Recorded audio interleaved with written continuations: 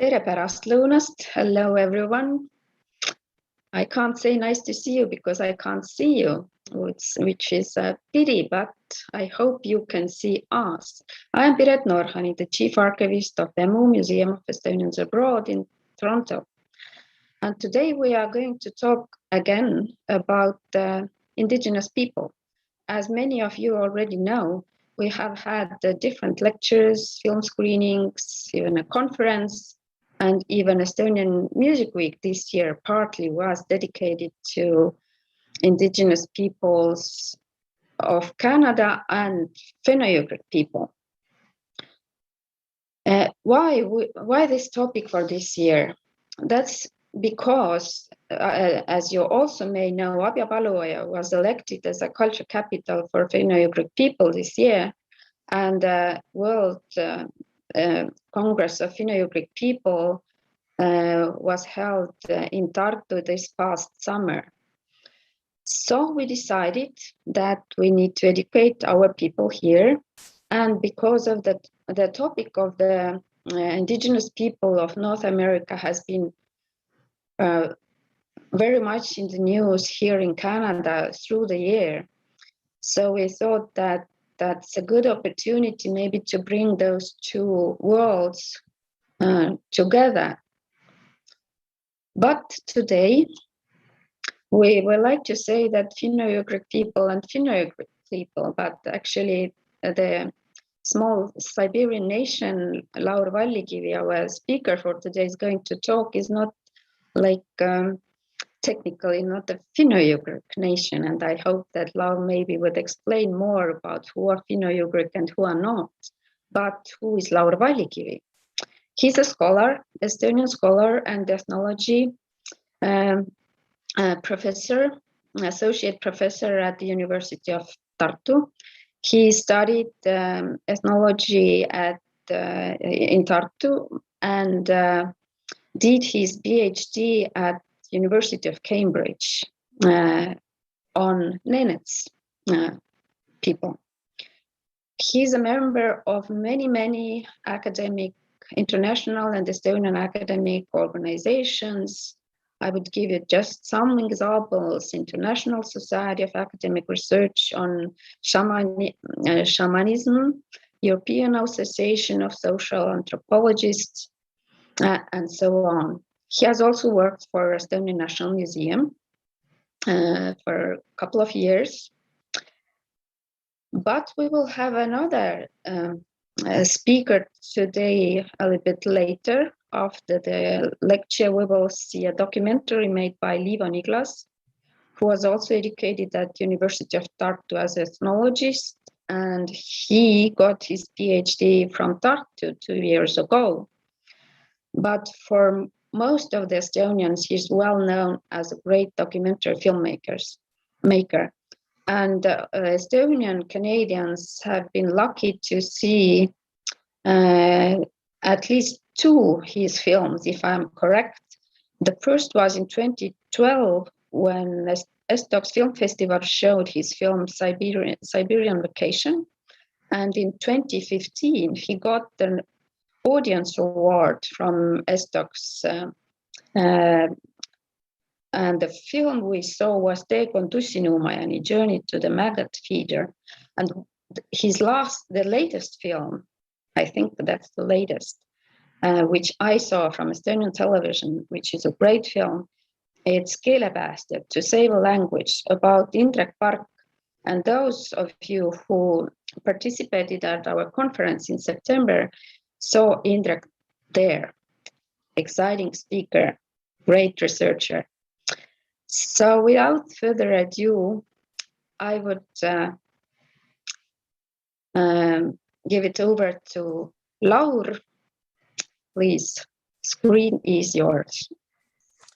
Thank you very much, Piret. So it's a great honor to give this lecture in this format, which is a bit of a challenge in a sense that I'm not very much used to talking into a black hole, what I call, without seeing people, but I do my best So what I'm going to do today is to just to give a rather broad overview of the Nenets people, and I try to contextualize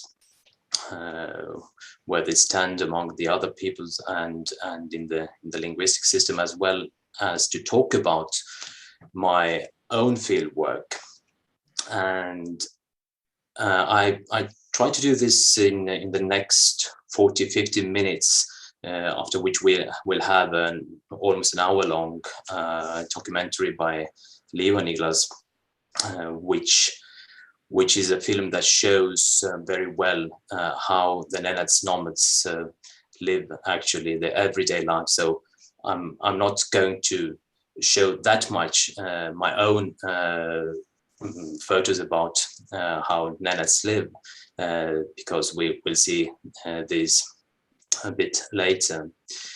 So here in this photo you can see the midnight sun. It's taken, this photo is taken around 12 o'clock, which is something already quite of an experience for me for the first time when I saw it.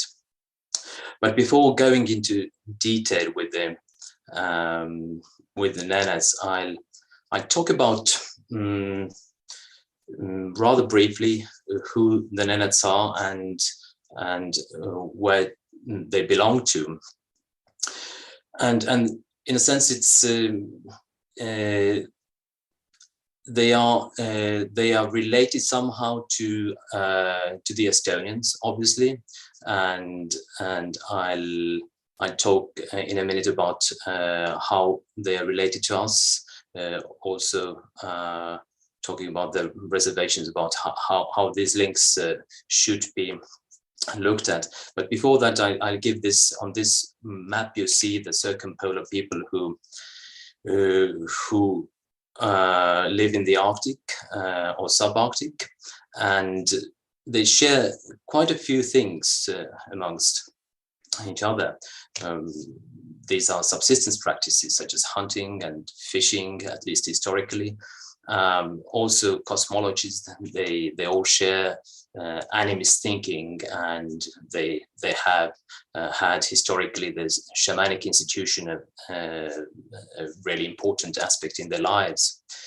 So as you see on this map, you see there are several colors, and they all mark different language families, and much the blue circle, where I put the blue circle, there are these people who are called the Samoyedic languages in the Uralic family.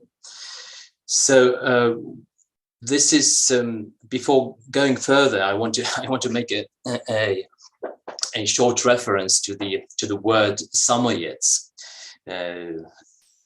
As you know, the Nenets belong to, as I said, to the Samoyedic linguistic branch among the Uralic language family.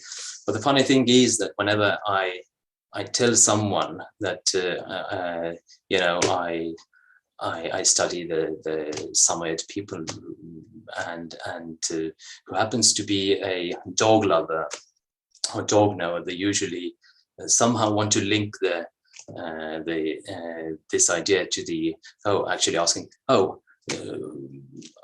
they have these lovely smiley dogs? Do they still keep them? And then it's kind of a funny in that sense that it actually it lets me to talk about the importance of the dogs among the Samoyeds and the Samoyedic speaking peoples, but not that much about the Samoyedic pedigree, because the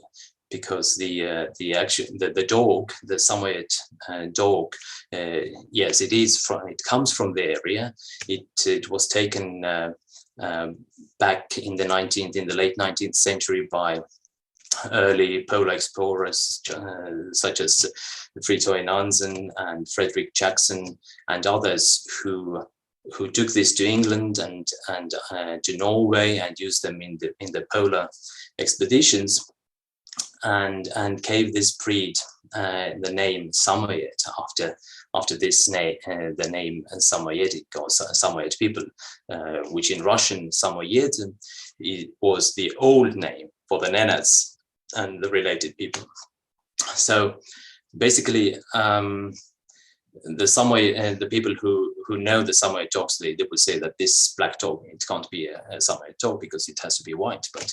But obviously the Nenets people who have their own Nenets dogs, they call Bunyeku, or in Russian they are Laika. They don't care that much about pure breeds. So this is just a remark. But what I'm on this map, I show the Samoyedic peoples who are usually, these are 4 peoples we talk about. These are Nenets, Nganasan, Nenets, and Selkuk people. But actually there are at least 8 languages still alive today, plus the few ones which are moribund or actually extinct, such as the Kamas language, further in the south. So they spread over a huge territory, and their neighbors are both Finno-Ugric speakers as well as non-Finno-Ugric speakers, and today, obviously, of course, the most numerous populations are non-indigenous, are the descendants of the colonial population, mostly the Russians. So Peter had mentioned earlier that there are that the Nenets are not a Finno-Ugric speaking group, which is partly true and partly not. I'm trying to explain this in this way, because that you see on this slide there is a on the right side there is a binary division which says that there are 2 groups, Samoyedic and Finno-Ugric peoples or languages, which follows this traditional model, a tree model, which has been popular among linguists for more than a century, until the late 20th century. So, but the most recent knowledge we have, and what most linguists today believe, is that actually this binary division, splitting the Uralic family into the Finno-Ugric and Samoyedic, is not entirely correct. And this is why if you read the literature, scholarly literature on this specific issue, you see that many people have started using the label Finno-Ugric also about the Samoyeds. This is why, because the linguists say that around probably 6,000 years ago, up to 4,000 years ago, largely 9 different branches were split between from this Proto-Uralic language, which they have been able to reconstruct. So I'm not a linguist, and obviously I don't. I'm not in a position to comment this in any detail, but this is just to show that actually there is lots of debate going about on where the Samoyed speakers belong to. So another interesting thing is that we should be careful when we talk about this, the development and the spread of languages and the actual populations we call with the names such as the Nenets, the Nganasan, the Hanti, Komi, Mari, and other Finno-Ugric peoples. and putting a Markov equation between them. This is actually not true that the languages and populations would go hand in hand with each other, because we know from the linguistic research, and we compare today with the genetic research using also the old DNA, as well as with the research done by archaeologists, and then we see that things are not that clear at all, how the languages have spread and changed over time, both in geography, in the space, as well as in time. For instance, if we take the genetic composition of the Nganasans and compare them to the Nenets populations today, they are the Nganasans are much closer to the Eastern Siberian groups, or the Southern Samoyedic group called Selkups are much closer to the Kets, which is not a Finno-Ugric group, which is a language isolate on the Yenisei River. So basically, we see that there is lots of discussion going on these issues, and it's what the scholars who study this issue, they tend to think that the probably linguistic homeland of the Uralic speakers, it is somewhere near the Ural Mountains on the southern edges of it, either on the eastern or western side. And when the Samoyeds are concerned, they tend to think that it might be even further to the east in the Sayan Mountains. But these links, how this all happened, are rather vague. So today's Tundra forest area,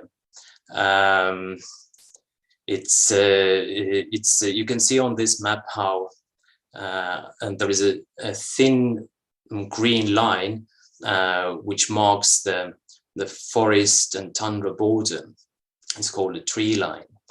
And if we think about how once the ancestors of the Nenets or Nganasan have moved from the south to the north, they have reached completely new ecosystems and new areas where they have to adapt to the new kind of life. Obviously, this was not an uninhabited space. There were other people who were mammal hunters and so on and so forth, but they gradually changed this picture, how one can live in this on these high altitudes very thoroughly. So the Nenets are they spread on a huge territory, spreading around 2,000 kilometers from the White Sea to the Yenisei Bay, and they can be split into two groups, which is the Tundra Nenets and the forest Nenets further south.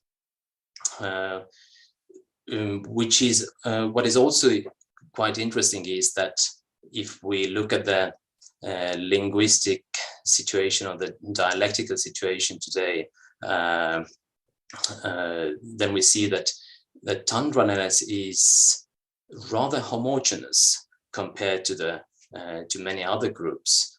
They don't have that many different dialects. Basically, a Nenets from the Yamal Peninsula in the west can understand the Nenets from the Yenisei area. There are slight differences, but it's quite homogeneous all in all. This is because this is an open territory and people have been very mobile, so the language has been able to keep its consistency rather well, while further south in the forest, this diversification has been much more thorough.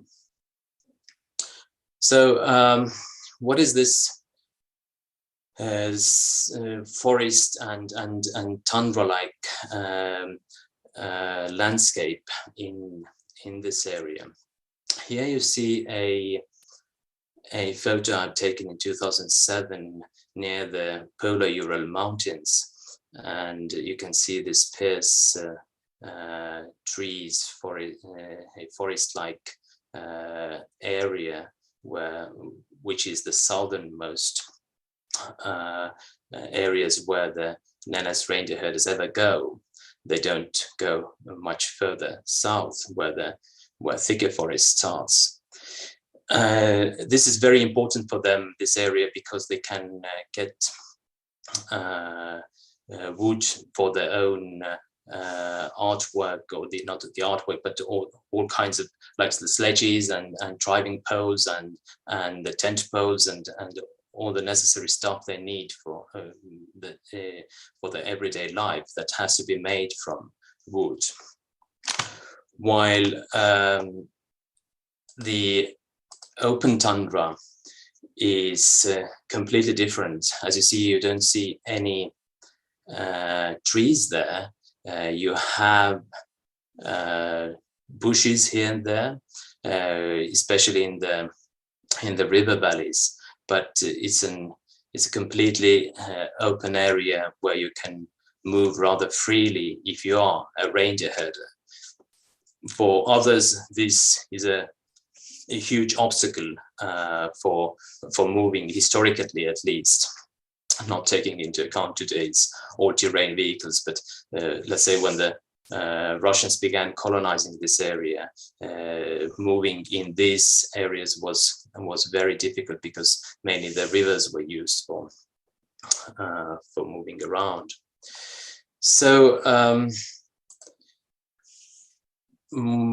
I would like to say a few words about the domestication of reindeer. This is important for understanding that when we see Liivo's film later on, that actually reindeer herding hasn't been always the same, or at least not for some time. So we know that probably reindeer were domesticated 2,500 years ago. We have a strong link between the Samoyedic speaking groups and the domestication of reindeer, because there are quite a few rock drawings in the Sayan Mountains in southern Siberia, where there are people shown on being seated sitting on reindeer and alongside with camels or other domesticated animals like goats and dogs. So reindeer has been domesticated rather late, which means that they have the early domesticators have imitated the other animals, or how people have managed their relations with other animals. But you see on this slide those antler pieces, which you can see also on the photo below. These were found around 2,000 years ago in the lower reaches of the Orb River, where the Nenets people today live, and which shows evidently that the reindeer were domesticated already at that time. But probably they were very few, those domesticated reindeer, and they were mainly used for transportation, either as pack animals or pulling a sledge, which nobody knows exactly when it began. But what we know for sure is that before the 17th century, the large-scale reindeer herding wasn't there. The few reindeer one had, they were not only used for transportation, but they were also used as decoys for attracting wild reindeer, which were then very numerous, to come close, and then the hunters could hunt them. So this typical iconic picture of reindeer herders having hundreds and thousands of animals, this emerges only in the 17th, 18th century, when the wild reindeer populations were depleted, and also the colonial pressure became much stronger, and probably the Nenets desired greater mobility and autonomy to avoid the colonial infrastructure. So as we see in the film, and my own fieldwork shows clearly how reindeer-centered this world is. Reindeer is used completely from the head to the tail, and you can eat it raw or boiled. The bones are used and the skins are used. So Nenets use reindeer for pulling sledges, also in the summer, which is quite unique. But they don't put saddles on, or they don't milk reindeer, for instance, as the Eastern Siberian groups do. Also, they offer hides for humans, for human dresses as well, for covering the tents. And which is also important is that they are used extensively in various social transactions, be this various kinds of gifts, such as prize payments and dowries, and the rule is that more you have reindeer, the easier you have to find this kind of social relations to be useful, because this is a prestigious thing to have many reindeer, at least for the last 200-300 years. And an extension to this gift relationship, this is also this goes further to the religious sphere, as reindeer are sacrificed to deities as gifts, and to the spirit masters, to the dead ancestors, who all need reindeer as food or transportation in the other world, or the shamans who ride on the spirit helpers who take the form of a reindeer. So it's a completely reindeer thinking society, and they see their own needs through the needs of the reindeer. Whenever the host of the tent goes out in the morning outside and sees what the weather is and what one has to do today, thinks what is the best option for reindeer. So I'll say a few words about the Nenets today, how many they are, and what has come from them, and give a short historical overview. There are around 45,000 Nenets, and they have this status of being numerically small indigenous people in the Russian north, which gives them certain rather modest but still important privileges in the Russian legal system. But not everyone today is a nomad. Only every third Nenets is a nomad today, and perhaps 25,000 or so Nenets who have declared in the latest census in 2010 that they know their ancestral language. So what sometimes surprises me when I look at the maps of the ethnic composition of Siberia or the Arctic areas is that one area is usually a whitish. It's a kind of a white spot, and this is repeated here and there, And if you look at this red circle, you see that there are other peoples, either non-indigenous peoples, Russians who are not marked on this map, or the Komi people who indeed migrate there as well, but not that many Nenets people. And this has a certain reason why there is this white area, or non-Nenets area, marked as a non-Nenets area, because this is the area where I've done my field work. And actually, this is very much a Nenets area. Of course, there are other peoples. There are Komi reindeer herders. There are also some Hunty, and of course, the most numerous groups in the urban environment are the Russians or all other European peoples. So this is the area where I've done most of my field work.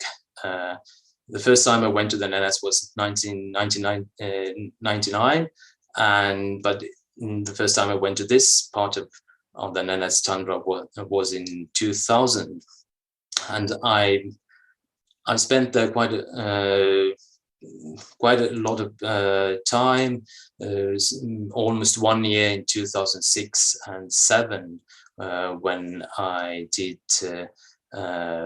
field work for my doctoral dissertation. And there are two communities where I stayed. These are Yamto Nenets and the Ural Nenets. They are around 200, 300, 350 people each, and they are known in Russian today in this area as Yedinolichniki, which can be translated as the independence, or the people who live by themselves, in Nenets Harilenya. So why are they independents?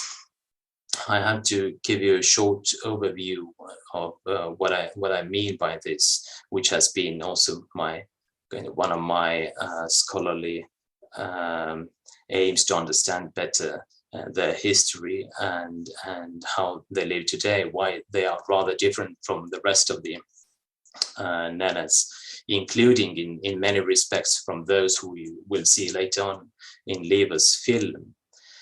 So all the indigenous groups in Siberia or in the European Arctic, as the rest of the population went through a brutal process of collectivization in the Stalinist period, which started in the late 1920s.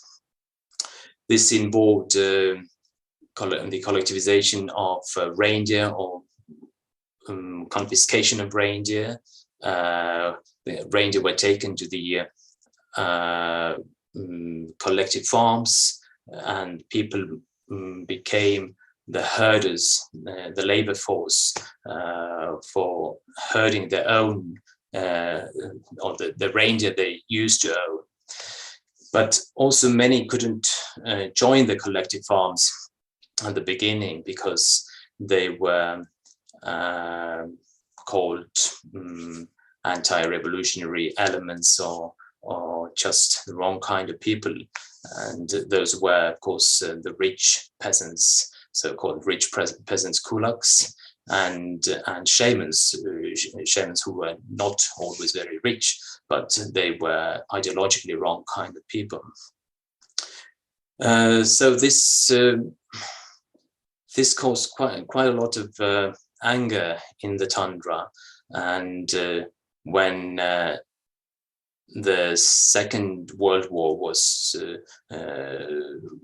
beginning, then also the indigenous men were taken to the army, which was a further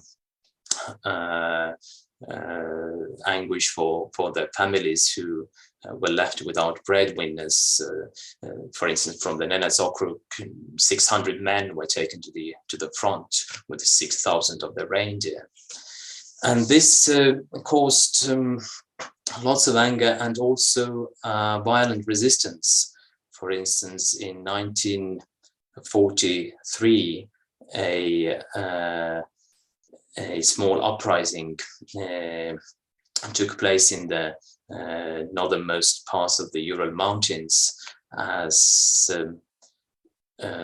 those who were collectivized, taken to the kolkhozes, sovkhozes, they took back their own reindeer and went away and gathered together and tried to and dreamed about chasing the Russians out from the area.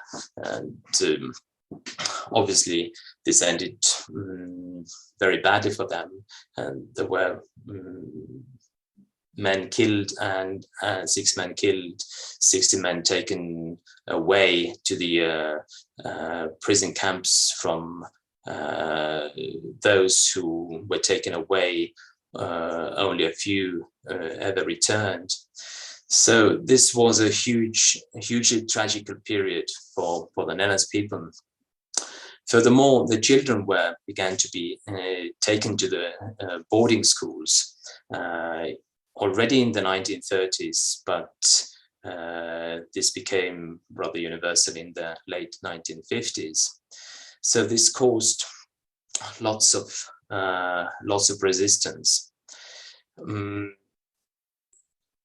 The most were forced, the most Nenets, they had to join the kolkhozes, and they had to deal with the situation, just they hadn't any other choice. What did it mean? This later in the meat Soviet period, especially in the 50s, 60s, the state began a campaign of settling nomads in villages, which meant that the men began working in shifts in the tundra as reindeer herders, while their wives and their old parents, as well as the children, had to move to the Russian-style log cabins in villages. This split families and caused lots of distress. Men who spent a month or two in the tundra, they came back to the village where they did not have anything to do. They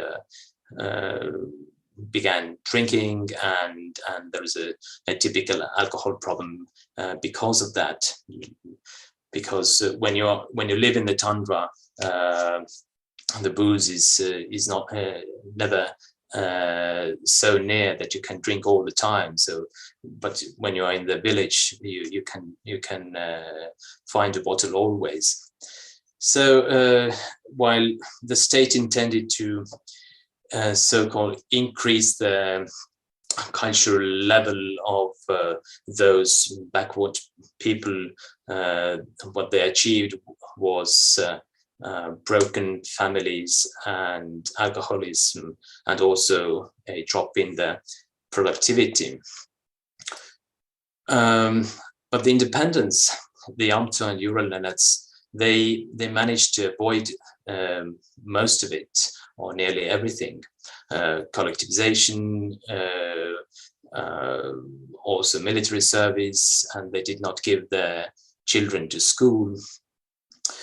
And they found themselves in a position of not being the state citizens. They did not have any papers, and obviously, when you don't go to school, you're illiterate. They did not. Many of them did not speak Russian, and this all meant that there were people who were very carefully hiding themselves in the tundra, coming out of the tundra from time to time to go to the local village shops or to sell the furs of polar foxes, which they could do because their papers were the reindeer coats. Nobody really were bothered about who they exactly were, as far as they wore the reindeer coats, and people just thought, the Russians in the settlements, that they must be some kolkhoz people, probably. So the official view was that yes, indeed, there are those people, but probably they are not very numerous. The local administrative units blamed each other for not dealing with the issue efficiently, saying that actually these people do not live in our territory. They live there, and they did not deal with this issue, as the independents lived on the borders of 3 different administrative units. They were in an interesting situation where they could hide behind this fact. In the 1990s, when the Soviet Union had collapsed, the authorities were eager to somehow to change the situation, and they proposed to form a reindeer herding community, an official one. They started to give them papers. Also, the nomads gradually began accepting the fact that the children have to go to school. And also what was quite appealing were various allowances, like pensions and child allowances. Another aspect which has been perhaps the biggest game changer in these communities has been the evangelical Christian missionization.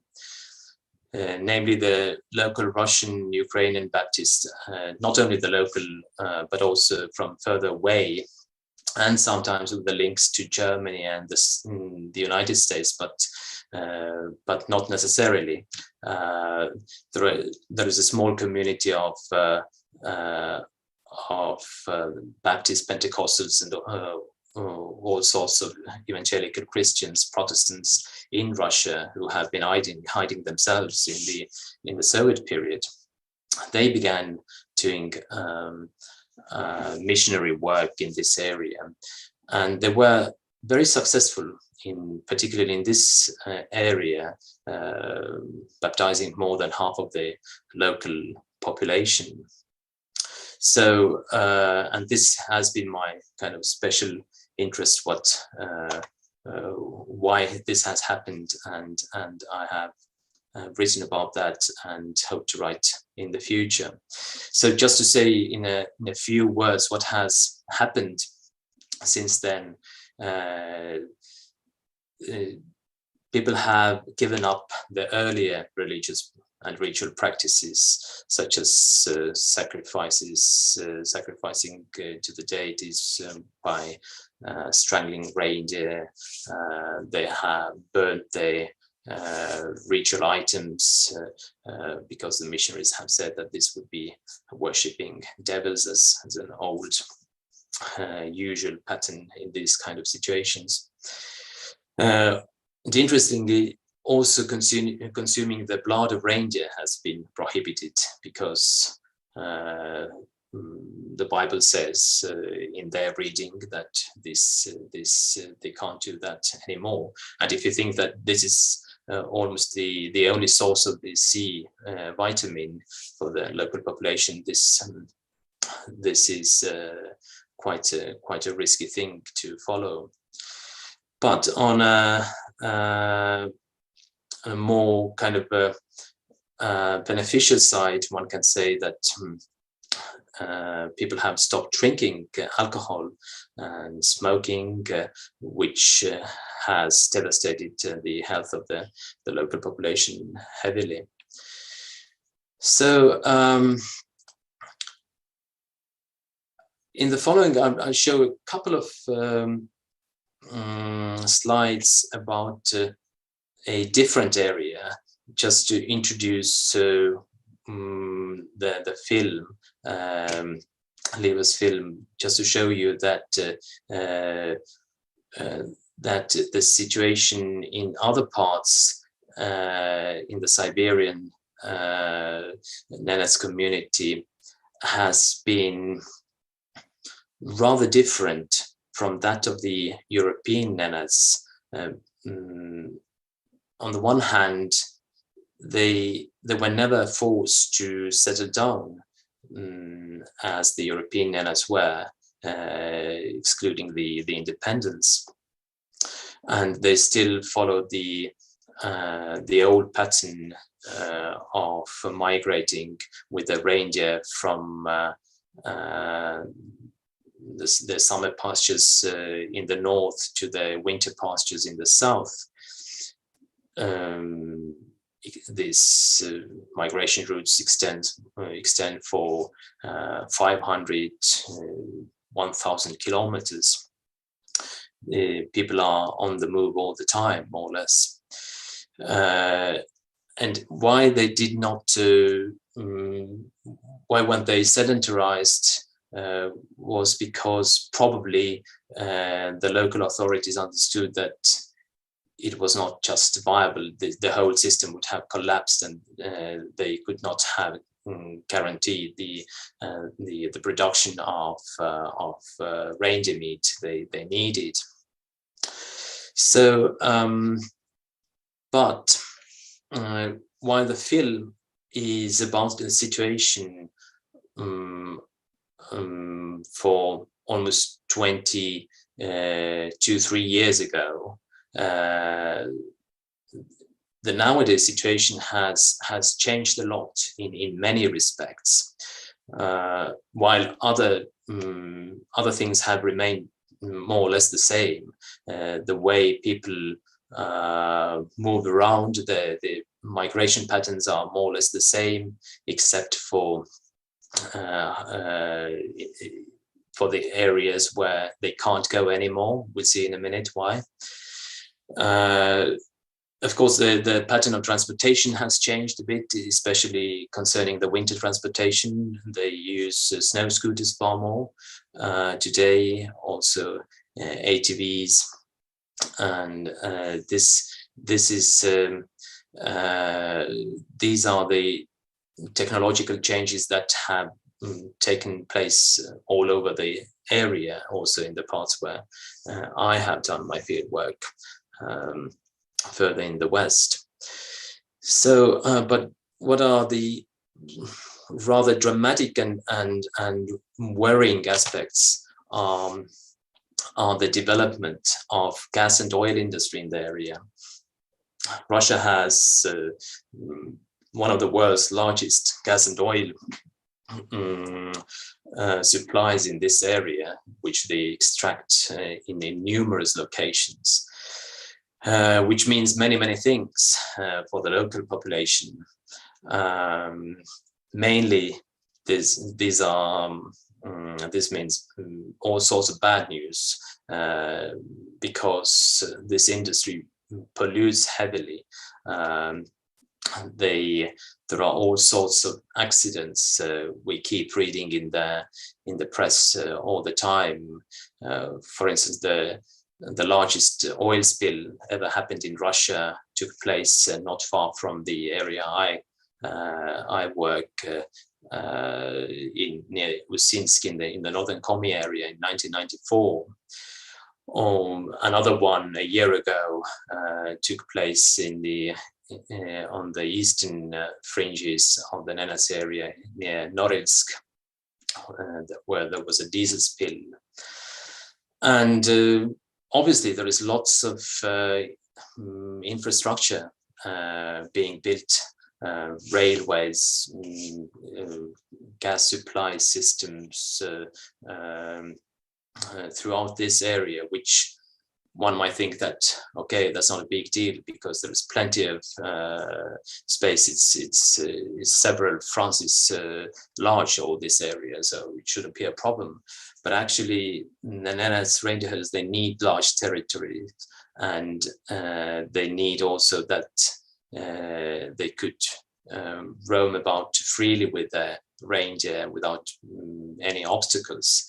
So also any kinds of metal rubbish poses problems for them as they damage injure the hooves of their reindeer, and they have to be slaughtered. So this is one aspect. Another aspect is global warming, which is particularly fast in the area. This is twice or thrice faster than in most places in the world. So while the COP26 was discussing 1.5 degree, then this particular area has already reached 2 degrees at least warming. This means many things, many different things. One thing is that there are, in the middle of winter, there are warm spells when the snow starts melting, or there is rain in January or February, which never happened earlier, which means that it creates an impenetrable layer of crust which the reindeer cannot go through, and they can't reach the food, the lichen they need in winter.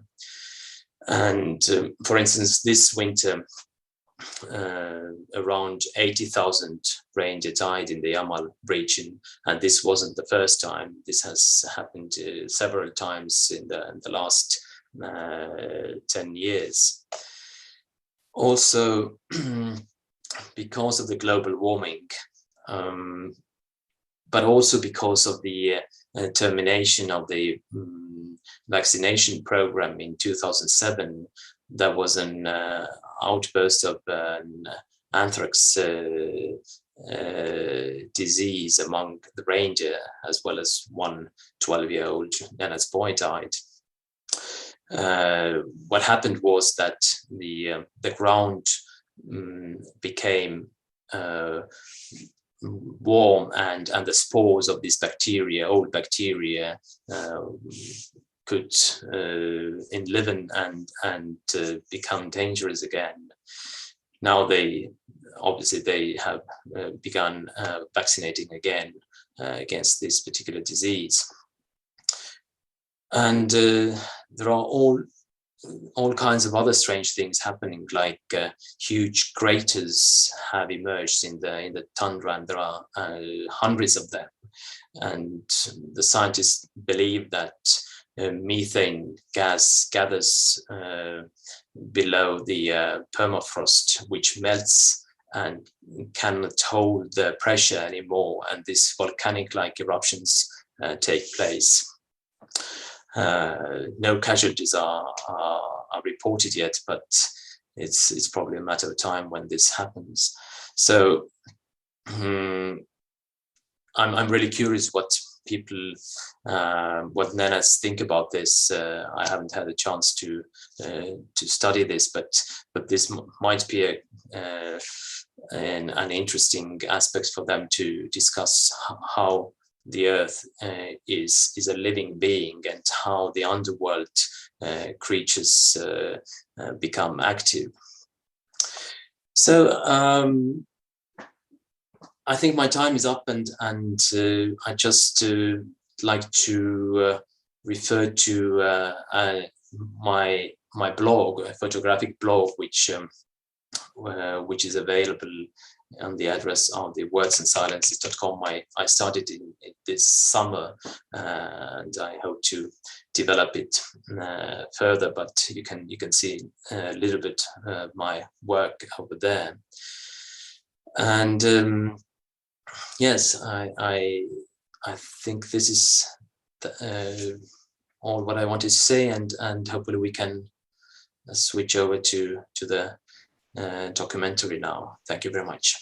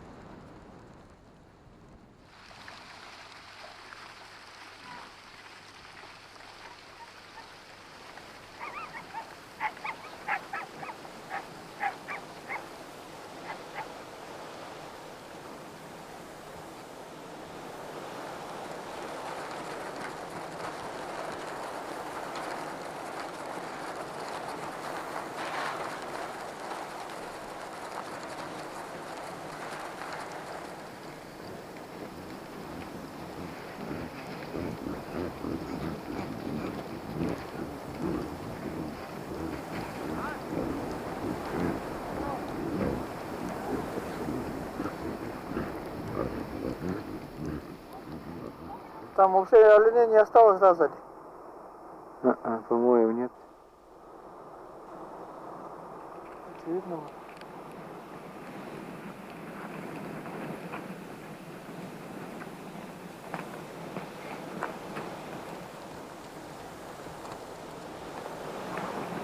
Идет может под бок.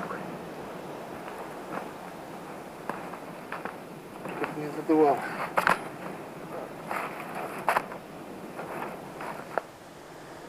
Давай, отдыхай. Оденешь? Угу. А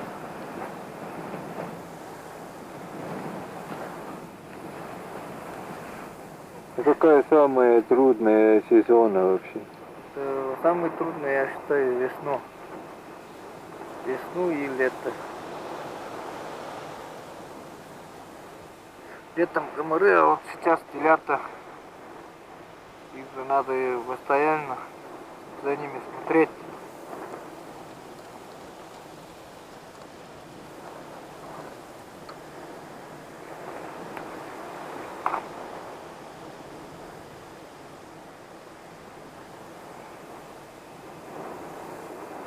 Сейчас вон, мороз начнется, умрет еще, уже поднимать, когда буран.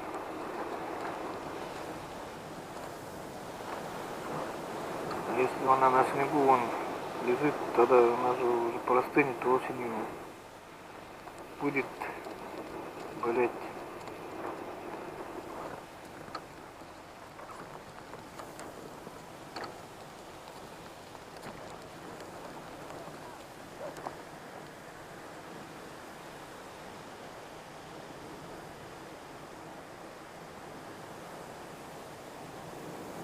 Еще что тебе рассказать?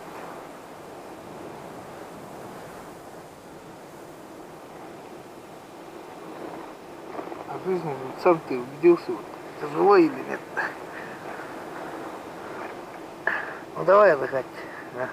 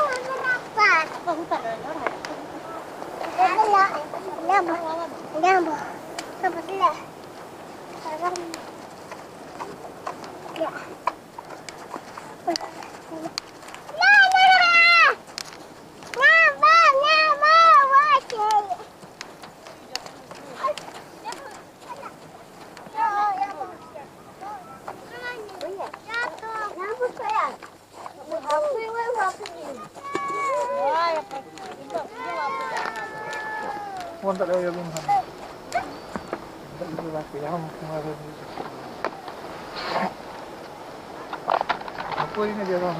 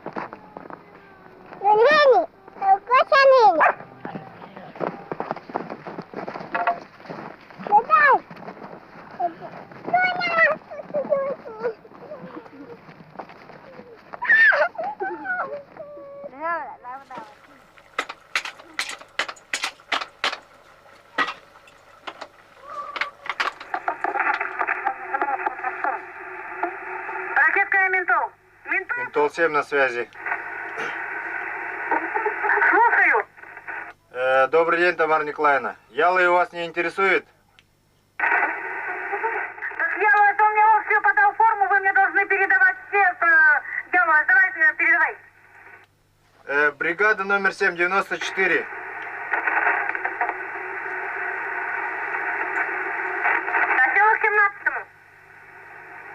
Ментол, седьмому. Что там?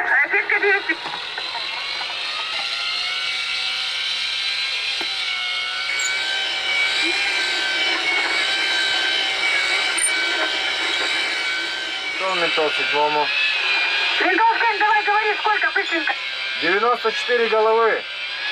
Так записала, сколько родилось телят? 450. 450, отход. Отхода 22 делянка. Отход 29. 22. Так, 22, значит остаток живых. Ну вот 450 осталось. Так, 400 сколько? 50.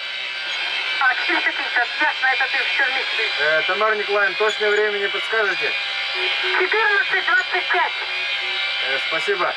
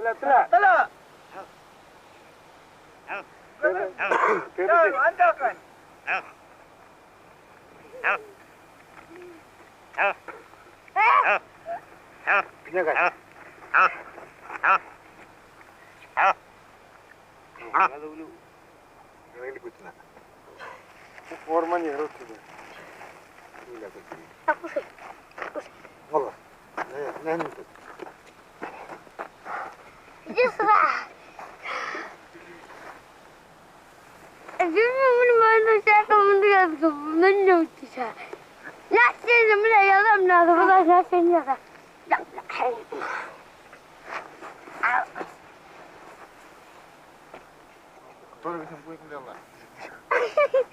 Отдыхает человек.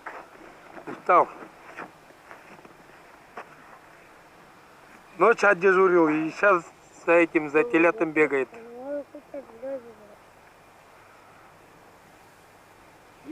Отдыха нету, как сам видишь. Ни праздников, ни выходных. Что там поселки делать? Работы-то нету. Тут хорошо. Люди с голодом сидят. Тут сам себе начальник.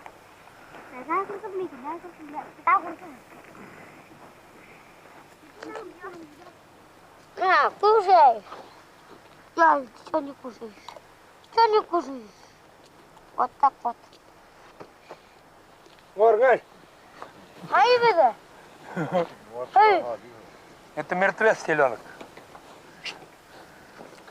Он умрет. Мать бросила.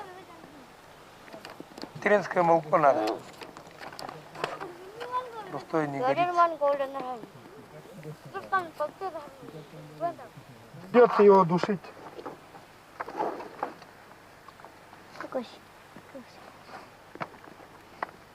Жалко, конечно, но все равно это уже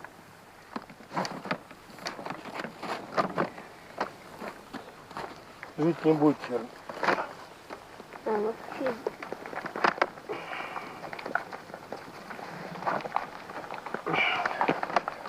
Вот и все. Идем дальше.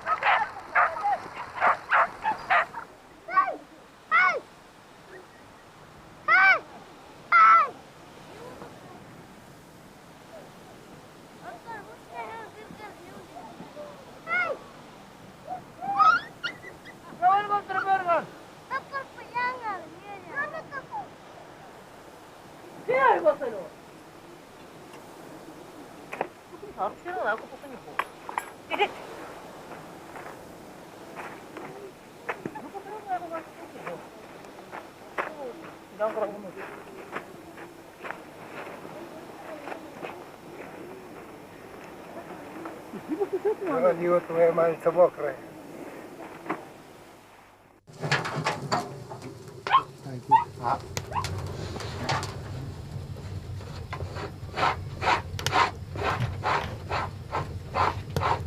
Itu jalan enggak?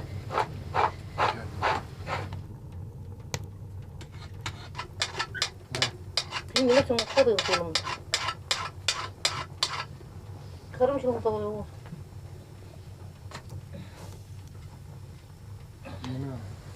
Aku mau anakku minum tuh nggak?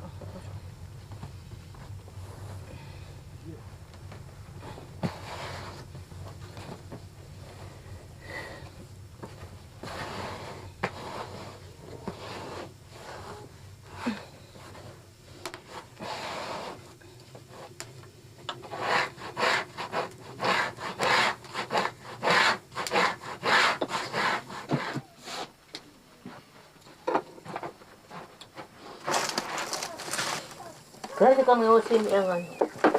Wala rin kambatan.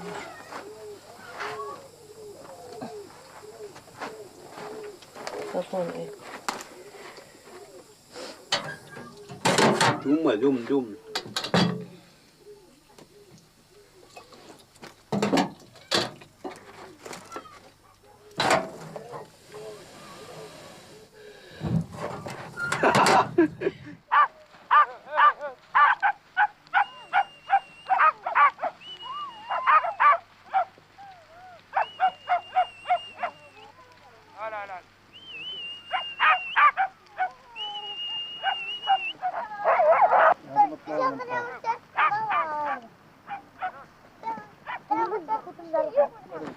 Kone berapa? Dulu lihat. Sudah mau gua. Mana? Mana? Kurang mana hari? Hai. Apa ni hana aku ni han. Ya. Ini apa tu kira ni jual ni. Ada apa? Enggak mana? Mana unahan. Kurang mana unahan. Jatuh. Yang ni man. Ini mana semua nam? Hera. Hari ni apa mencari nam? Anton hera, mana kat mu ni? Anton. Hera, kau kat tu ni. Lagi mana? Mana lagi mana?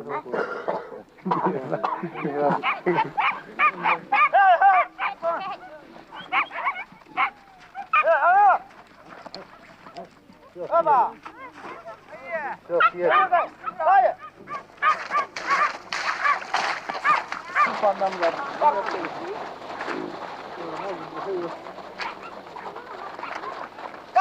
Ya.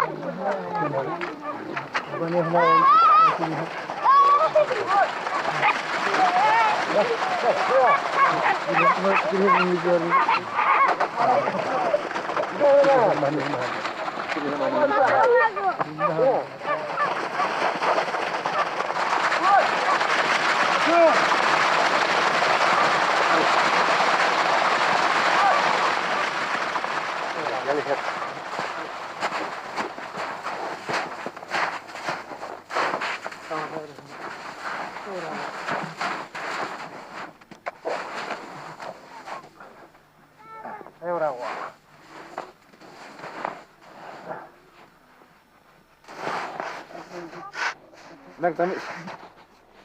Kita kan ada yang tahu mah. Terem. Terem gini bu. Terem. Itu yuk pasti. Aha. Ya gue sini. Wah.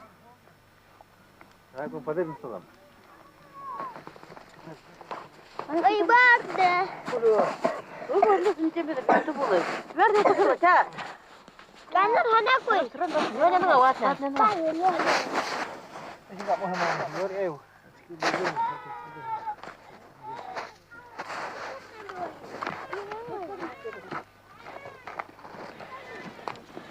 Apa masalah kan? Ada cuma tahu aja. Ada cuma. Tuan tidak. Pergelati. Pergelati. Urusan belak. Hah? Belak mer.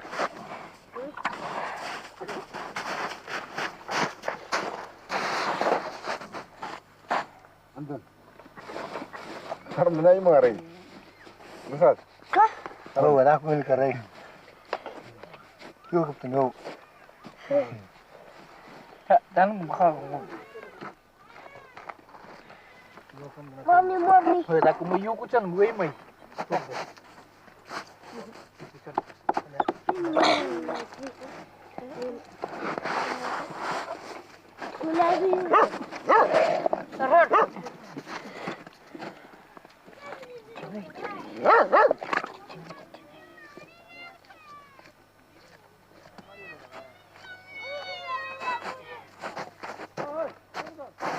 Coba itu nih, hei, kacanya kurang.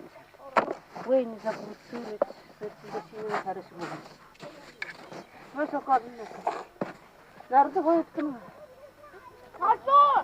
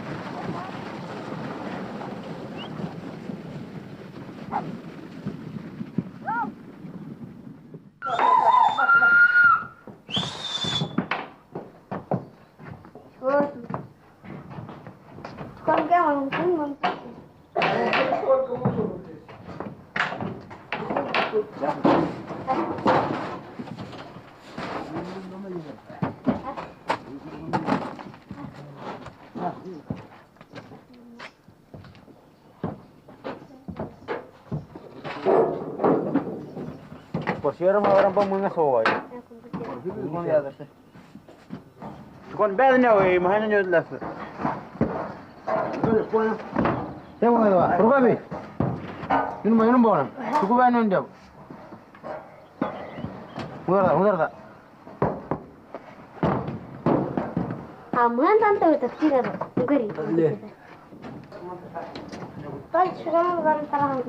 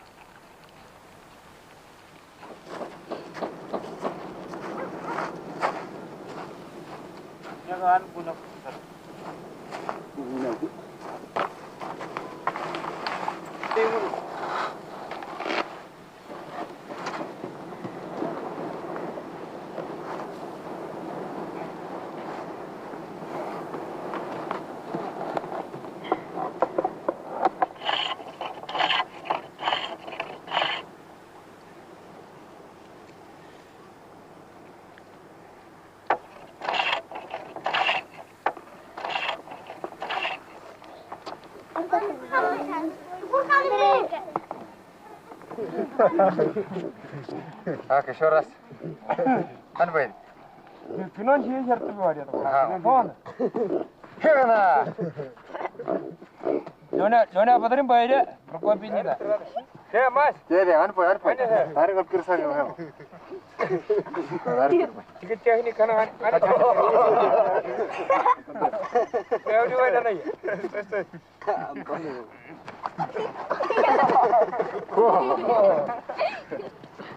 Arab coba ketemu. Bentar. Kita nggak mana nih? Tahu? Pak. Wah, mau ya tuh. Hai, urusan berat. Taruh aja, mas nggak?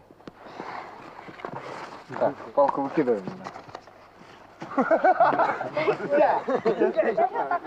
Dari air club. Benar kan? Tidur kau nggak ya pun?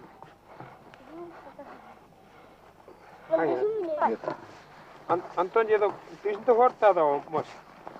Saya betul mas wah. Mal tuh yang kita. Wah, so.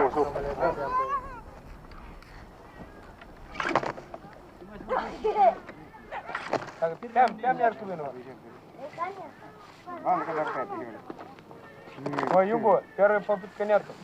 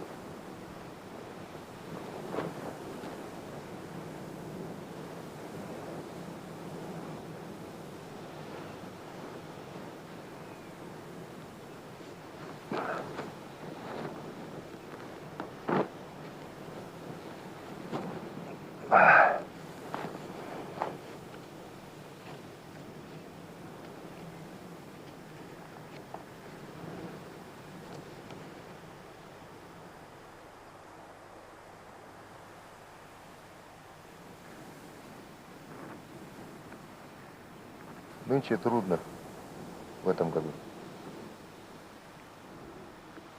Много оленей померло. Худые. И тем более сейчас на Хенской стороне. Снегу много завалило. Трудно было питаться.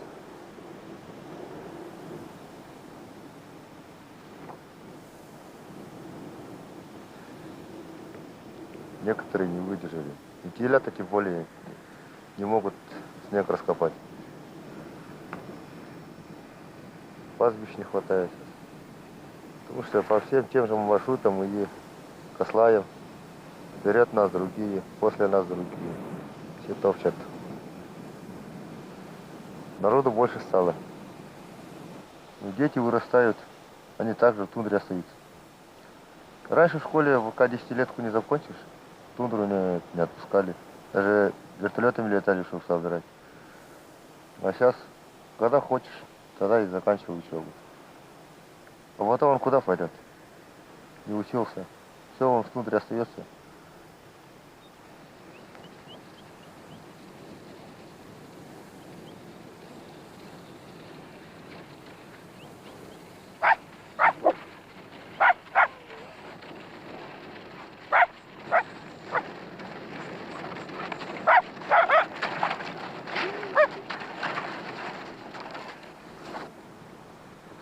Nào thế? Dạ đây. Ta khăn nào cũng cơ hội. Kedri. Aha. Firman tuğun koy. Đây gần. Mình sẽ tắp cái này không ạ? Ha. Tắp cái này chưa? Nan tay na. Anh đi hiểu mà mình sẽ. Ai cũng đang hết cái gì. Я код не стал. Тайный советник вождя. Тайный советников КГБ. Читаем, конечно. Телевизоров нету, ничего нету. Газет нету. Да все читаем, было бы читать все. Читаем детективы. Разные. Вот, например, я у него какую-нибудь книгу вижу, да, я уже забиваю. Говорю, я читаю после себя. Близко, если бригада, так обмениваемся. Раньше хоть почту прилетала. Сколько лет уже нету почты? 3 года, да? Или как перестройка началась? С перестройки, вот.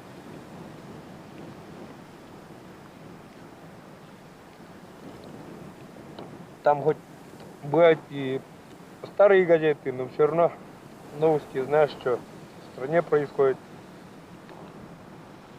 Конечно, поздновато, но что-то узнаешь интересно. Видите, в этом году так-то, как все, наверное, предыдущие весны, чуть-чуть, может, труднее, выкидышей много. Рождаются слабыми, умирают.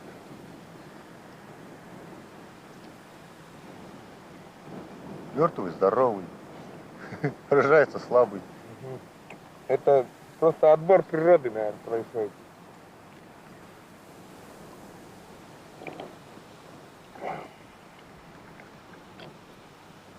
Сверху видят, наверное, оленей слишком много на земле стало.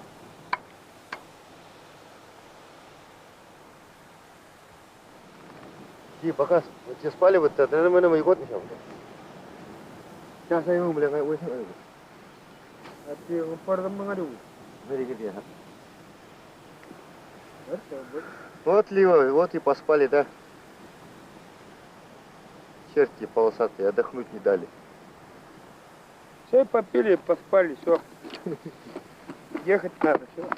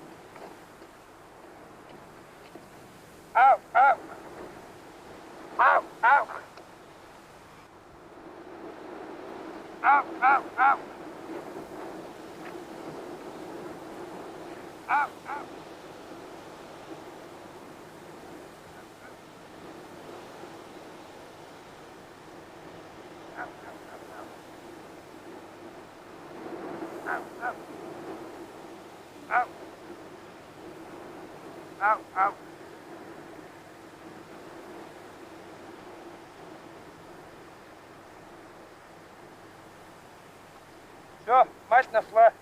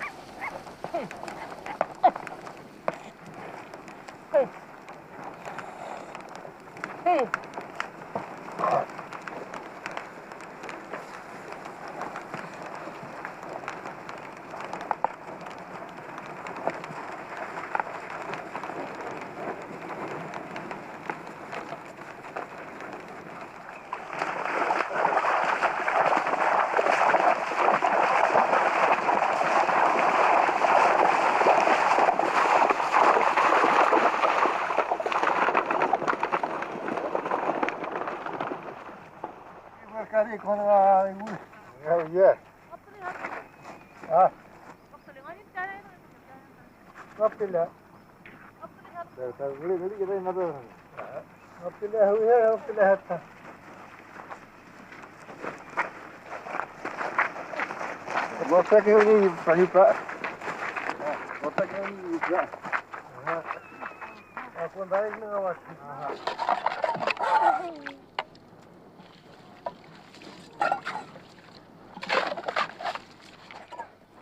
Masih?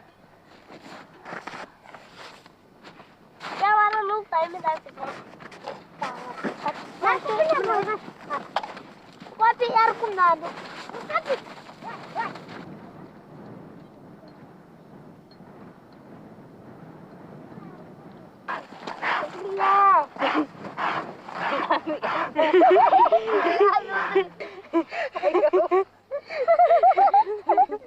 Dapat maknya weh nyuku saya tunggu cukup. Cukup. Cukup dengan bahan pitanya. Mau pitanya dengan bahan.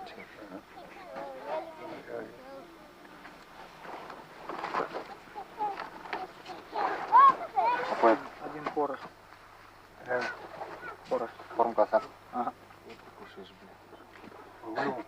Гермовин куда? Херовин куда? Еще долго нахуй. Скоро где-то примерно 700, 1400. Скоро где-то тоже 600. 2000. 2 теленка, 3000.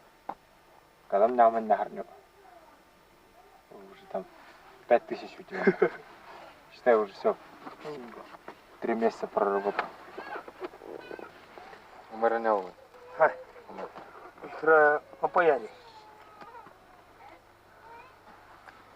Томас. Мы. Теленок мы садом. Ханат. Выкидыш нет. Хасра ердига очень. Ой, авто съел даже. Выкушал. А поедь в его. Агур. Мы. Пойду на малый. Так. Подожди, аркада. Пойду на малый. Так. Пойду на хода. Канава. Хай. Пойду на хода. Пойду на хода. А, я тяхат вайн. Это магазин. Я сулим бангал. Санаса. Поет бongон это хаур. И погоняй аркабай.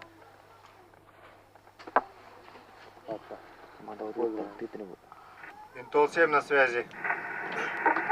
Слушаю. Добрый вечер. Добрый, место прибытия. Озеро Лябанто. Какое Лябанто? Это левое течение средней реки Немзата. Немзата, да? Да. Ага, что имеет? Тут хотел по телятам передать. Давай, записываю. Отход у меня 140 телят. Отход 140. Яловых 124 важники. Это окончательные результаты уже все. Так, Яловых 124. Соседи у тебя, кто соседи? Как у них дела? А это 10-я бригада.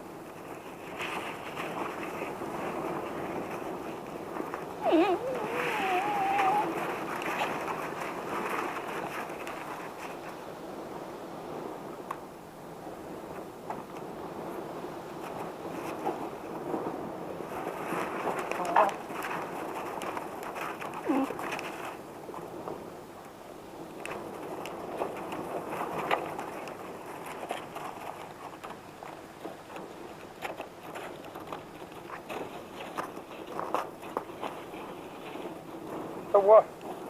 Андайна яут. Кисатин теором марта куну. Хаки. Вот е. Мя ока. Чана маднау пину омчерга.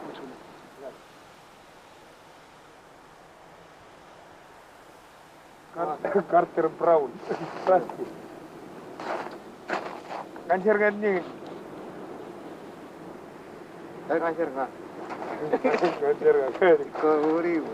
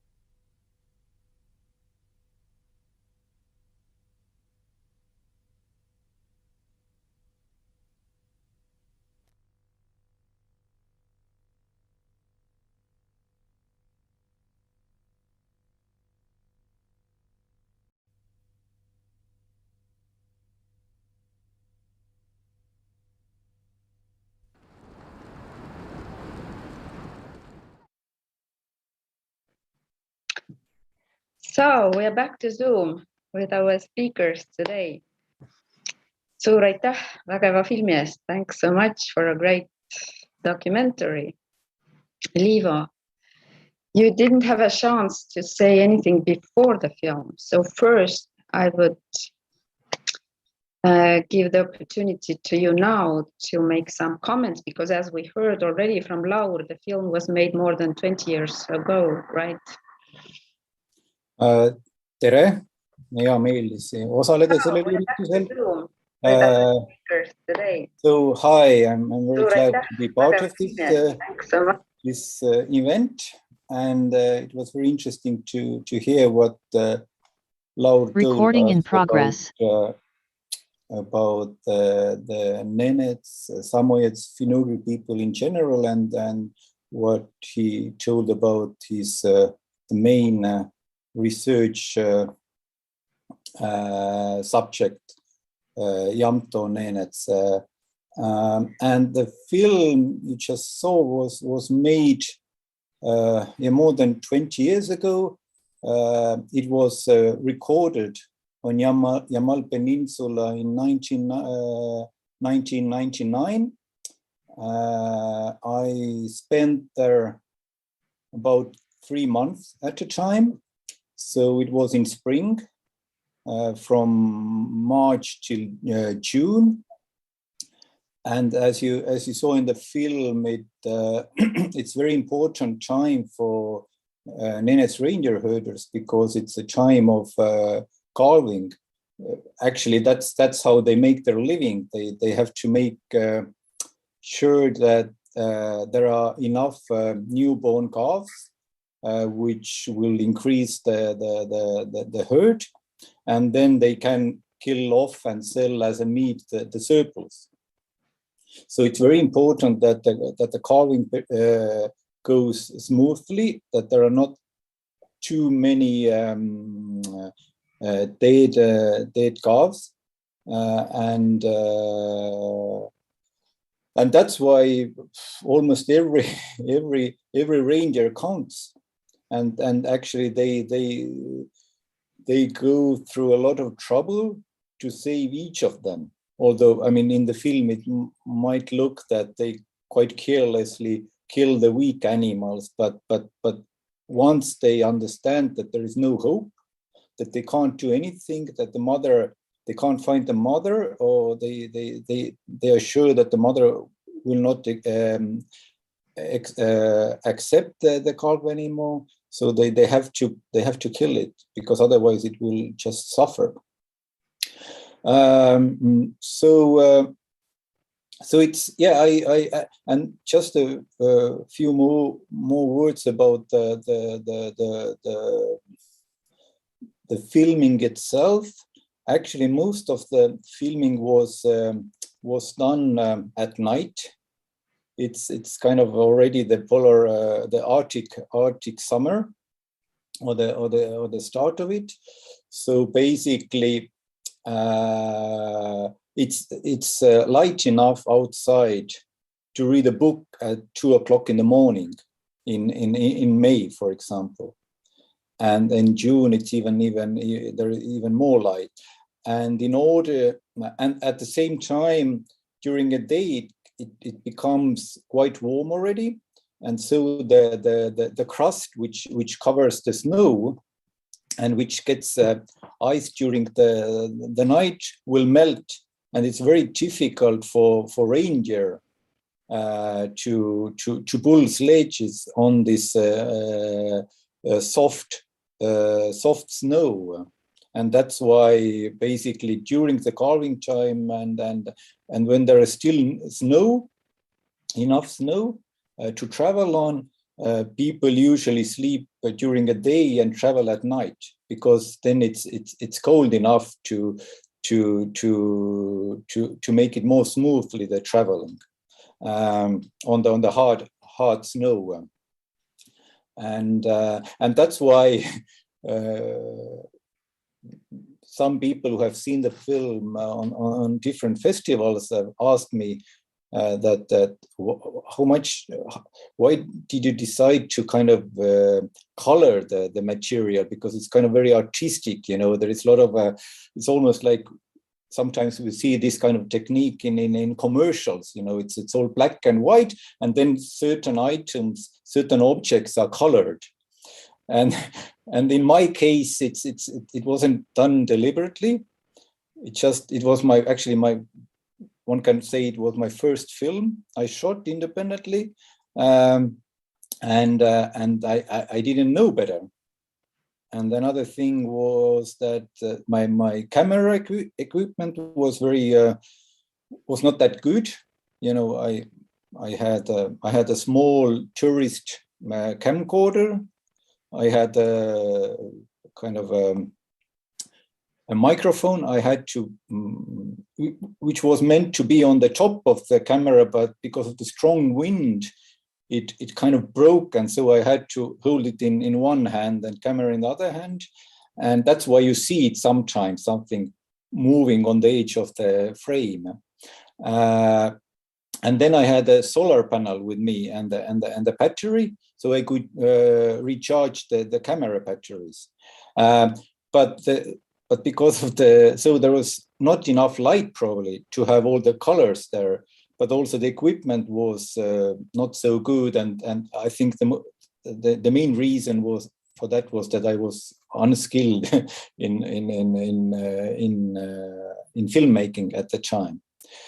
So anyway, but so it's just a bit about the background of filming itself. So if there are questions or comments, please ask. Yes, you can leave your questions or comments on the chat box at YouTube, and Rasmus would deliver those to the Zoom screen here. But until people get to the questions, I have a couple of questions from myself. And actually one question goes both to you. Liivo already told a little bit about the life, like you were on the field work, you were doing your camera work, but Laura also said that actually you spent quite a lot of time living together with them. First, how easy is to get the trust of the community so that they leave you in and you can do what you want to do there? And the other question is, how did you actually spend your days or nights? Because you were probably not filming like all the time. So were you like part of the community doing the same job what the other people did, or how they took you as someone foreigner coming from far away? Okay, I'll start, I guess, because it was about filming. Although Laur also did quite a bit of filming during his field work. But yes, actually, that's true. Before I went there to make the film, I had been there a few times, but about like a month at the time.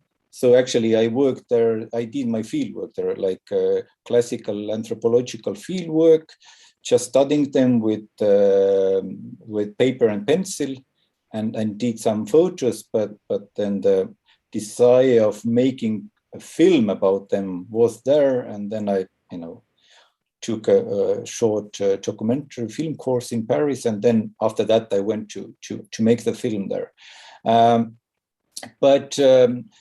So I knew them before I arrived with a camera, and that probably definitely helped. Mm-hmm. But at the same time, I'm maybe I was at the time I was a young man, and I don't remember that it was that difficult to get their trust. They were interested in people. And of course, back then, there were not many foreigners there, not even Russians, like trying to study them or wanting to live with them. And of course, now probably the situation has changed because there are anthropologists, there are television crews, there are film crews, etc., too. But still, I think, I mean, as the Nenets reindeer herders are such a, they are kind of merry people in the sense that they like jokes a lot. They like to, well, maybe excuse my language, but they like to bullshit around and make fun of each other, and especially of anthropologists being there, foreigners there. And of course, the life in the tundra is quite monotonous. It's you know it's nice to have someone there from outside to talk about different things, to ask questions, etc., etc. And if you're a young man, and as the main most of the reindeer herders were also young men, then it was quite easy to communicate with them. And of course, once you are there already with them in the tundra, then you know they have to put up with you, because you can't just carry your own tent or house with you. You have to live with them. I mean, you have to basically, you know, the main method of studying them is basically sleeping with them in the same bed, because the bed in this conical tent, which actually is called mia.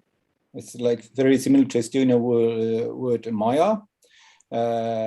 You know, they all live together next to each other, and that means one thing, that there is no privacy whatsoever. You hear and feel everything what they're doing on that bed, so basically, you know, they have to accept you, and you have, as a field worker, as an anthropologist, you have to adapt.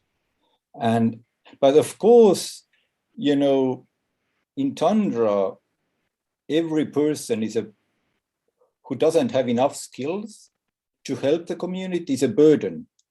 Basically, like, because just to carry one extra person from one campsite to another requires additional, like, sledge, additional harness, additional 3 to 5 reindeers. So it is hard for the community. So I mean, as a field worker, you kind of have to do as much as possible to ease that burden. And that's why, you know, I whenever I could, I helped them with everyday work, with driving the mule, this kind of the caravan-like harness. You saw that there are like lines of reindeers going, and so it was. You know, I tried to help them as much as possible, but of course, you know, they get used to it, that they expect you that you help even when you actually need to work. For example, when I did a film, I remember that at one point I kept like saying myself, okay, this time I will lead the caravan, because you go slowly and, you know, you can't like move around and film from different angles. But next time I say, okay, I need my own like sledge with fast reindeer, and so I can go back and forth and find good places for shooting. But they kept like, yeah, but this time we really need your help. And finally I said, no, I can't do it. I have my own job to do. And then yeah, okay, sure. But of course, people, especially the nomadic people, indigenous people, and especially the Nenes, they are very rational people. You know, if they see that they can benefit from your presence, they try to do it. And I think that's but at the same time they accept your freedom, so to speak, that you're your own master, and you have to do your own job as well. Yeah, I think you have told more or less what I would have said. So I usually tell the students that the Nenes are an ideal people to do participant observation with. If you think about the anthropological method, ideal method, which is to observe and to participate as much as possible, then this kind of ethnographic fieldwork you can do staying with people in the same tent, having your own harness reindeer, because you can't be a burden, spending lots of time in a very intimate space. This is far more ideal situation for this kind of method than, let's say, what famous anthropologists like Bronislaw Malinowski somewhere in Papua New Guinea could do, because usually in these tropical villages they had their own huts. They could retreat to their own huts and have some privacy, or go out and stroll around in the village. While with the Nenets, it's you have to walk really long way to have your own space and time if you want to have some. So, but in terms of gaining trust with people, I think it's like it's much easier than, let's say, it would be a case in Estonia to go to live with someone in an apartment or in a house for month on end. So that would be quite difficult, I imagine. I've never tried actually, but yes, they are welcoming. They want to spend time with different people, and of course laugh at you if they can, like as to laugh at everyone and to share the stories. You have to share your own stories, your own background, what you do, something funny to tell you have. They want some entertainment. As Liivo's film showed, they are usually bored and they have to, they have to read books or. But the second part of Piret's question, whether, not really filming that much, and I filmed a bit, but not that much as Liivo did, obviously. And I'm not a filmmaker. I recorded material, so to say. I really struggled to find spare time from taking notes in my notebook, exactly for these reasons. For as Liivo said, that you are not let to just stay in the tent during the daytime, for instance, when people say that you can't stay in the tent because it's you have to come out and help us with this or that, and it's a constant thing. So sometimes you have to just to say that I need a little bit of time, but in some families, and I usually stay with the same families, 2, 3, 4 families most of the times.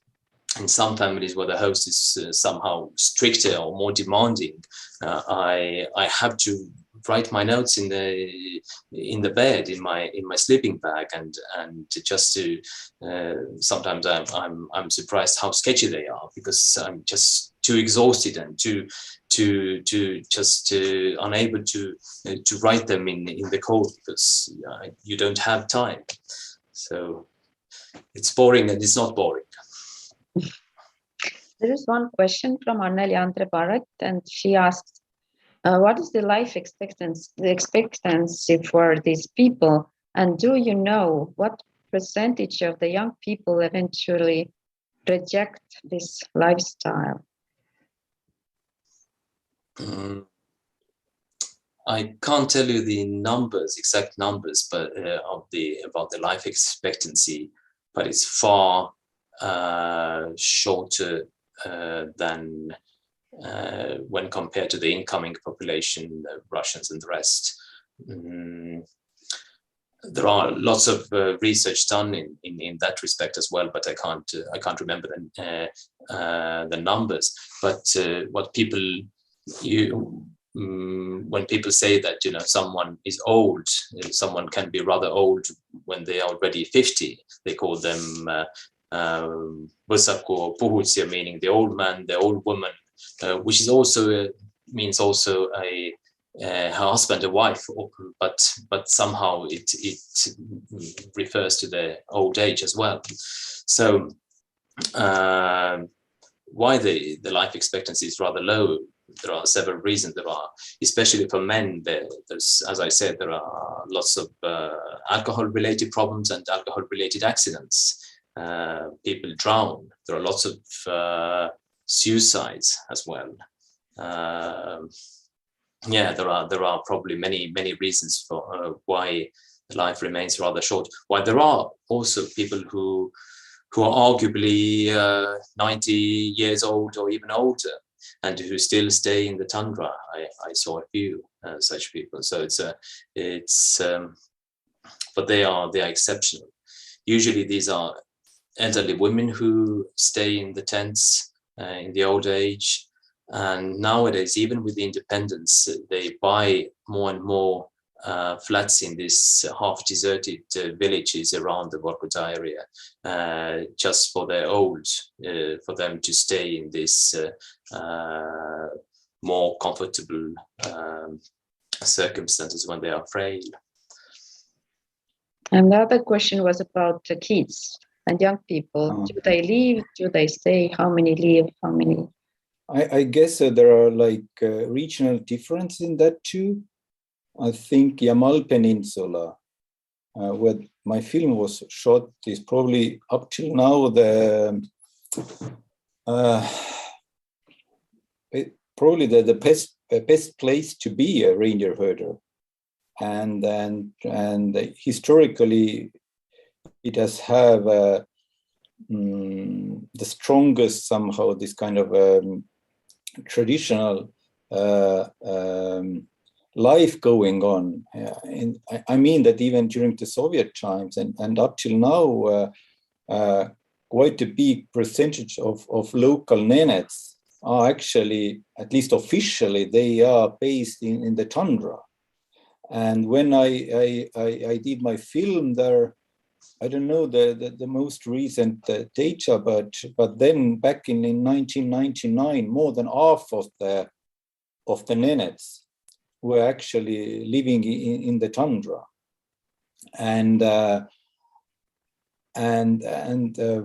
at least what I found out when I did my field work there was that many young people, especially men, preferred to live in the tundra, not in the villages or in the bigger towns, because what they said. Of course, one thing at the time there was a lot of unemployment everywhere because the socialist economic system had kind of collapsed, not really, but still was struggling at the time, and people in the villages were actually hungry, literally.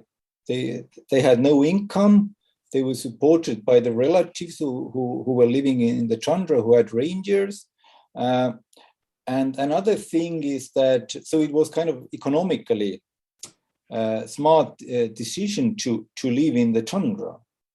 But another aspect of it is what at least I found out in Yamal Peninsula was that it was very prestigious to be a reindeer herder rather than a village person.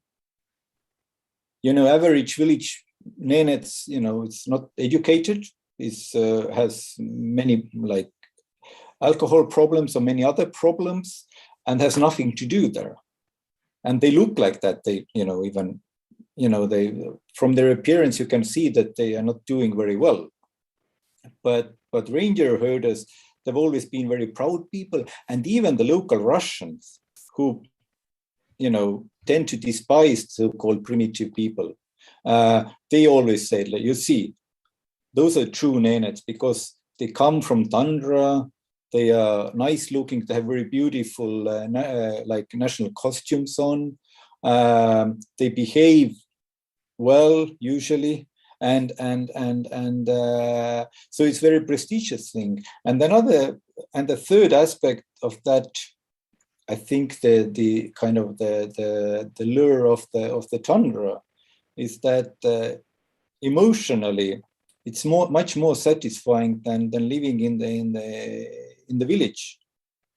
because you have the reindeer, you have this movement, you have the freedom. You know, it's and that's what they explained to me. But it was back then. I haven't done this kind of research lately, but I think, as far as I've heard, it's this motivation is still there. So at least in Yamal, I think so. It's still quite big part of this local Nenets population are living, or at least closely associated with Tundra life. If I can add to this aspect, that as Liivo said, that this is so in Yamal, and this is also relevant in my area with these independent people, because they have their entire families living in the tundra, and this is important. They haven't been split along the lines of gender, men being only in the tundra, which is, by the way, the main pattern throughout Siberia today, already for some time. So the Yamal Peninsula, the Yamal Nenets region is very exceptional in that respect. I've been to the Chukchi, the Yukagi, the Eveni people briefly visiting them, and I have seen that the situations are rather different. You don't have these viable communities, at least that many of them, where the entire families would live together. The usual problem is that whenever the women and children and the old were settled down in the villages, all sorts of psychological problems begin from there. And Liivo explained a rather male-centered view, a herder's view, while women, I don't know about the Yamal region, but even with independence, the young women who have been out in the school, they tend to dream about the life in the settlements much more than men. And there are probably many reasons, one of them being that you have a much more comfortable life in a house, in an apartment with running water, with warm water, and so on and so forth. But I was, when doing my long-term field work in 2006 and 2007, and I saw many teenage girls, and a couple of them admitting that, I really want to leave the tundra. I want to marry someone in the settlement. After the years, all of them have stayed in the tundra, because the community has somehow managed to make them stay, and they realize that they wouldn't have this dream life in a settlement, because they are unqualified usually. They have usually 5 or 6 classes of education, and that's it.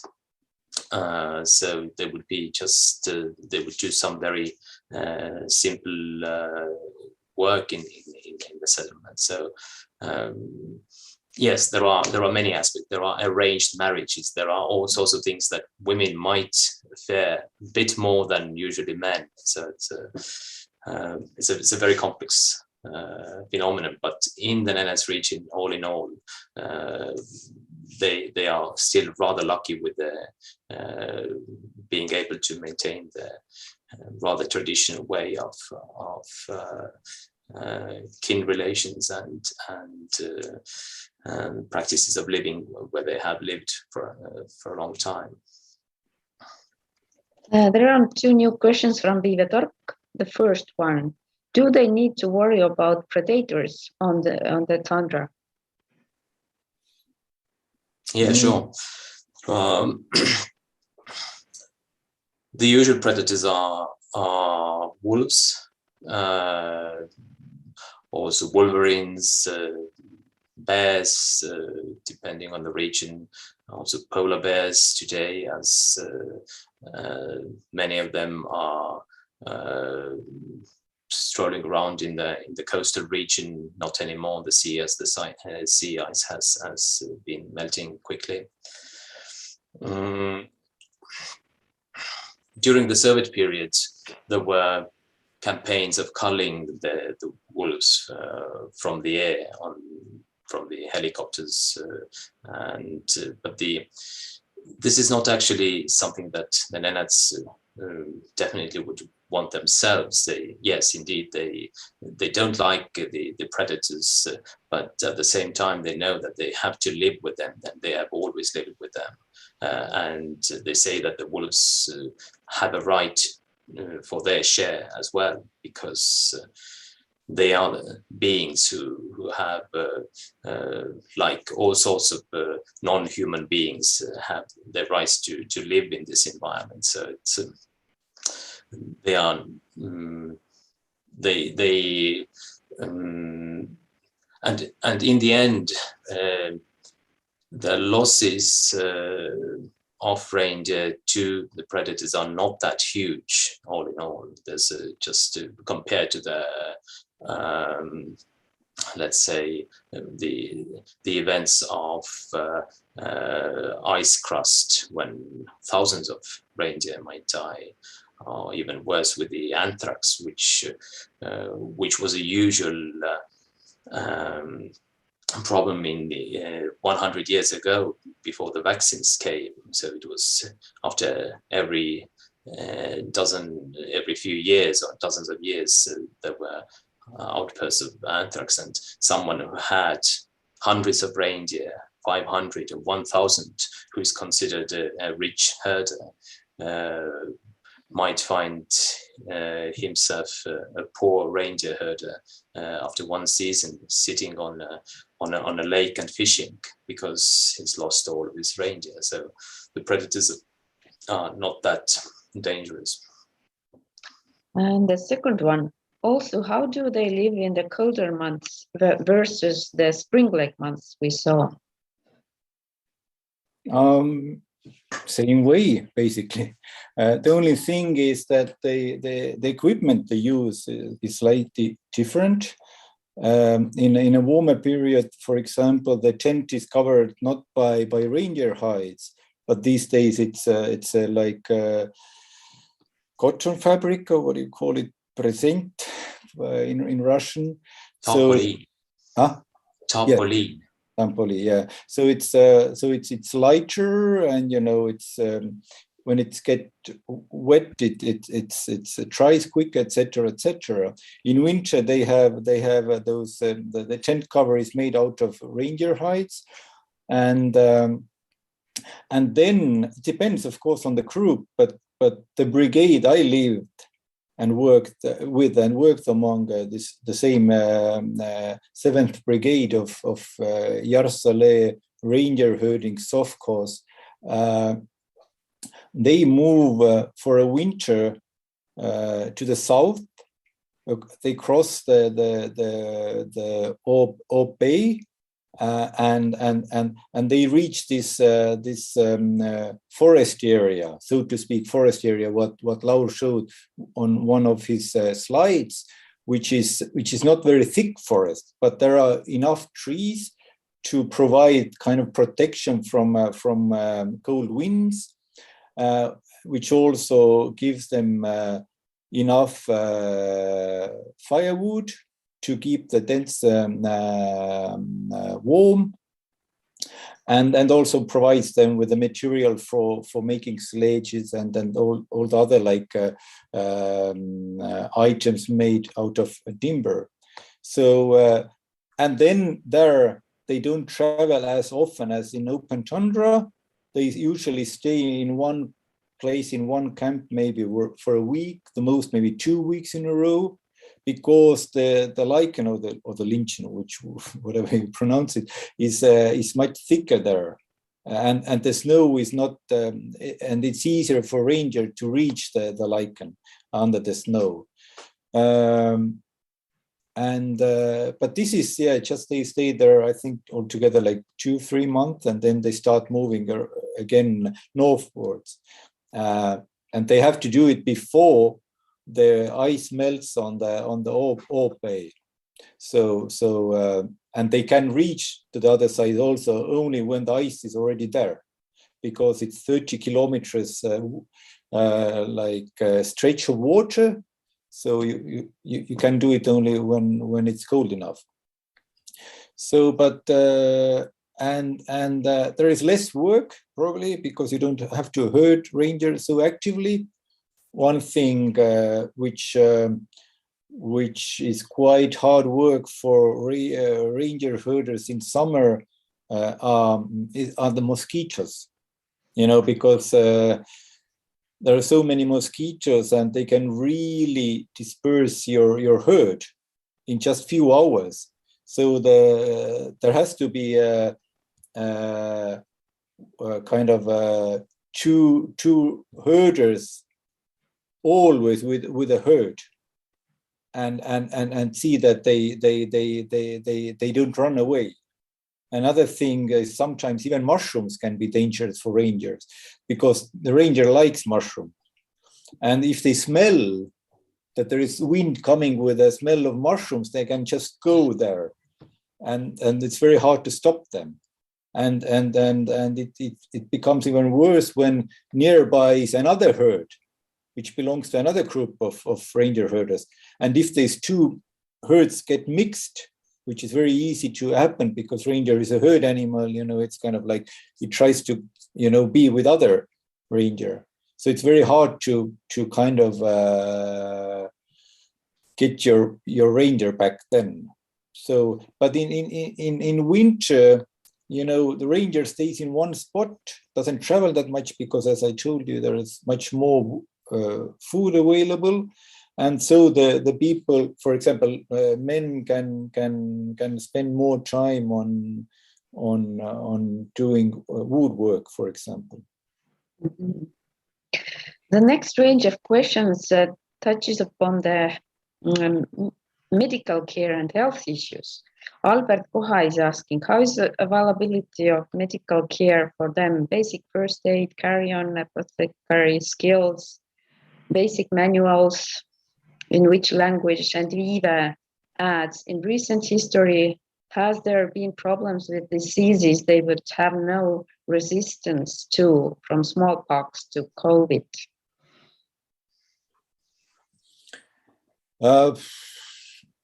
The COVID is hit the Yamal region very hard, like a year ago, and many people went through this. So COVID is everywhere. It's very global phenomenon in that sense. And but otherwise, I think during the Soviet time, the I think this side was actually functioning pretty well.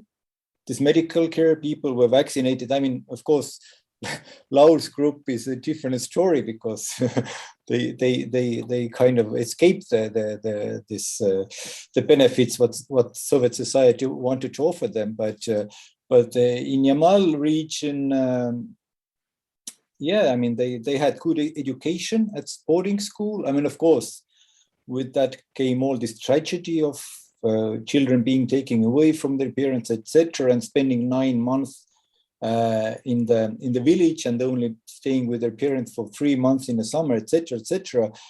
But they all had quite good education and of course medical care. And in the during the Soviet times also, I think almost every brigade had a nurse with them who had like this kind of first aid kit with her. It was usually, of course, a woman, someone's daughter or niece or another relative. When I was there in the late 90s, then very few brigades had those because, as I told, the Soviet system was already kind of in decline. Definitely, it was a bit chaotic time for them, but I don't I haven't heard that there has been like recently some epidemics among the Nenets people. I think in that sense they were quite well taken care of. Yeah, just to like to add to this concerning the smallpox and which is interesting to if you read the old literature where you see that there are outbreaks of smallpox in Siberia. These are usually in eastern Siberia where the contacts were later, at least in these historical records. The Nenets have been in contact with the outsiders, the Russians, for almost 1,000 years. Although this at the beginning this wasn't very tight, but there were contacts with merchants from Novgorod. So at least we don't know much about these outbreaks of smallpox. But Liivo mentioned that coming to the today's situation or the recent past, that yes, the independent herders, Yedinolitniki, they were not as if covered by the Soviet medical system, but actually, if they were in severe need, they could go to the hospital because this was free of charge and nobody asked ID, or you could just say your name and you had your reindeer parka on you, you told your name and you were accepted in the hospital. So, but usually, of course, people didn't go, and if they needed to go, there was one typhus outbreak in 1983 in the Amta community, and most people caught it, and then this reached the ears of the authorities, and they began a kind of not vaccination, but purification process in all the tents in the tundra. And then in 1983, the local authorities in Naryanmar started talking about the urgent need of civilizing these people who had this typhus outbreak, these independents, but nothing much happened, of course. People were taken to the hospital. Many of them escaped from there through windows and went back to the tundra. One man died, but this was the only casualty. Today they go to the settlements whenever they can or need. Also, more and more people go to give birth in the hospitals, while in the past most people gave birth in the tundra. And it still happens, especially during spring and autumn migration periods when you are just not in reach of any settlements or hospitals. Yeah, I want to add that actually, even in Yamal Peninsula, you know, I've heard horrible stories where like young people die because of some, you know, something which could be treated easily in the village, but because they are 500 kilometers away from the village, you know, and you only transport you have is a reindeer, then you know, basically sometimes minor thing can kill people, and it's happening also now. So it's maybe now it's easier because now as Laur told you that now the gas workers and the industrial settlements are all over the Yamal Peninsula, and now it's easier to reach some kind of so to speak civilization where there is a medical aid available. So but it yeah, can they have dangerous. They have more and more people have satellite phones today, or they are in the mobile coverage area, especially in this gas and oil production areas. So if they can reach the authorities or the hospitals, the helicopter would fly out. And I have a friend living in a city who helps this helicopter to locate these particular families of places or tents and he goes on these rides very often. So how did you reach your people? If you are going like Laura for a field work there, how did you get the places? Oh, it was an adventure. I went alone to Vorkuta in late November 2000. My Russian was rather poor, not knowing much Nenets either, and I knew a few names and few details, and I knew that I have to find one particular person who visits this city from time to time. I found him. He agreed to organize my trip to the Tundra, which meant that we had to go to a nearby satellite town called Vorgashor, where the independents came to sell their meat behind the local shop, and we went there from time to time to see whether someone had come.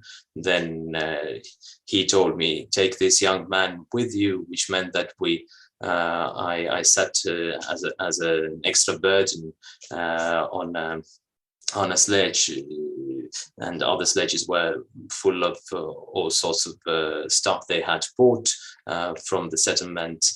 And it was a thaw time, which meant that we drove throughout the night very slowly, can't remember, for 20 hours, and until we saw the first tent we could have a tea, and then went further to this spot. So it's, yeah, that's how it looked. I actually I just tell you a different version how you can get to the reindeer herders in the middle of nowhere. Actually, first time I ended up in the brigade you just saw in the film was in 1991. I was traveling with Indrek Park. Many of you know him. We were actually studying together at Tartu University at the time, sophomores. And so we just, you know, every winter break or summer break we just traveled somewhere to Siberia to study on our own, our kindred people, Finno-Ugric people, and then we ended up once on Yamal Peninsula. We went to this Sovkhoz center in Yarsale. Went to the director of the Sovkhoz and told him that that we want to go to the reindeer herding brigade.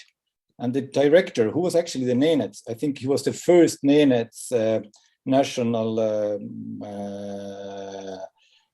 director at the time. It was a new time, 1991, the Soviet Union too. So they started to elect also like natives in the kind of in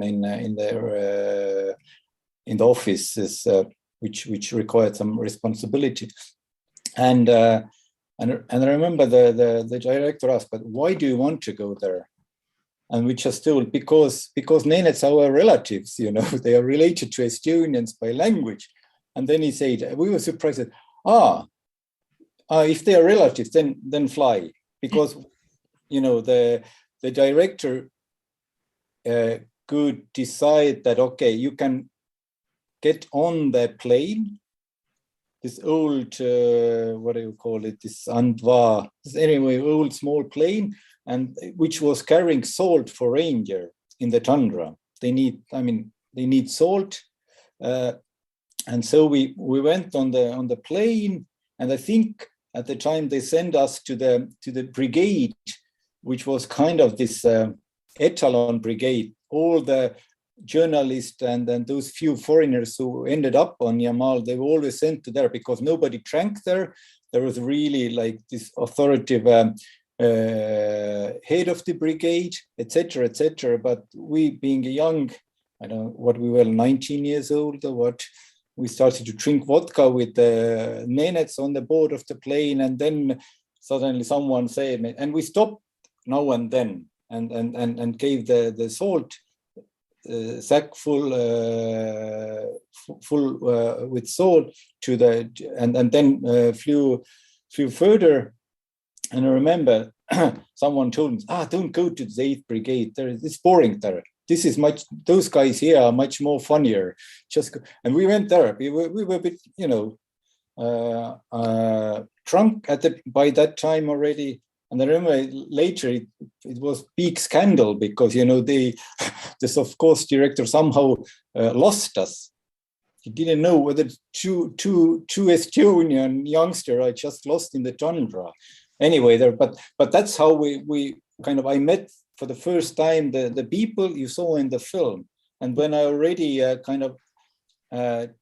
decided that I do my master degree on the Nenets, so I already went there back, like it was 5 years later, to proper field work. And then I just went to Yarsale and asked around, can someone take me to the brigade? And there was a helicopter flowing that way, and so I went back there. But usually it's much harder to get out of the Tundra because that can be really tricky, especially if you have if your visa expires, then you have to get out whatever it takes. There's one comment on assimilation in Russia. In Laur's talk, you told us about losing the language. And I've heard from both of you that you hardly know any Russian first and their local language. So what's the situation? From the film, I heard there are both languages used, Russian and their own language, right? So what's the dynamics through all those years you have been going to those people? So what do you see? Yeah, this I think this is pretty much the same, at least what I see from the situation what Liivo showed us, and with the people I know, that they are Nenets speaking, and they of course the people I studied, their Russian is much more rudimentary among the old people, women not knowing much Russian at all, elderly women. But the young generation, since the mid-1990s, have been to school and they know Russian rather well. And which is interesting to see that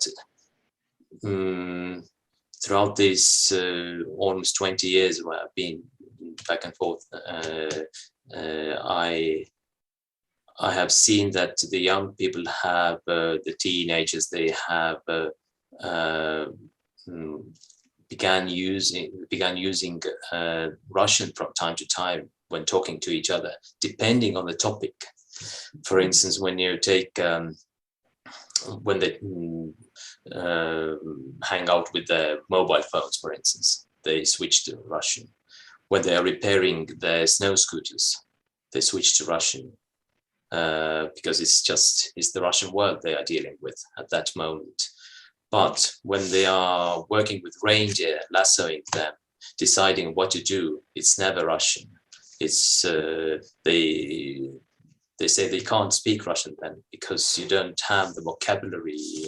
It's not the right way. So it's a highly functional way of dealing with the linguistic situation. But the overall picture is complicated, and of course, if you take the Nenets Okrug, the western part, the European part, then the Amto people are virtually the only ones who know still the Nenets language when talking about the young people. All the youngsters have lost their language in this part. In Yamal, it's different because they still live in the tundra with families. And as I say, reindeer living in the tundra, reindeer save the Nenets language. Whenever you stay with the reindeer out in the tundra, this saves the situation. Yeah, I think so. The influence of modern technology and especially social media, because many of them are quite active on their own Russian version of Facebook or on Facebook too.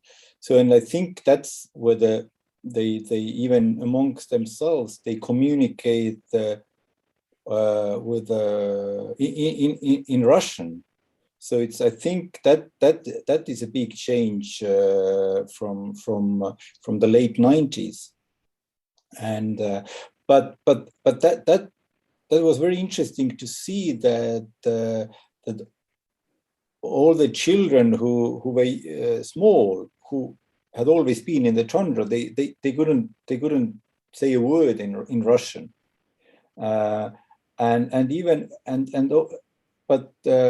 but those who kind of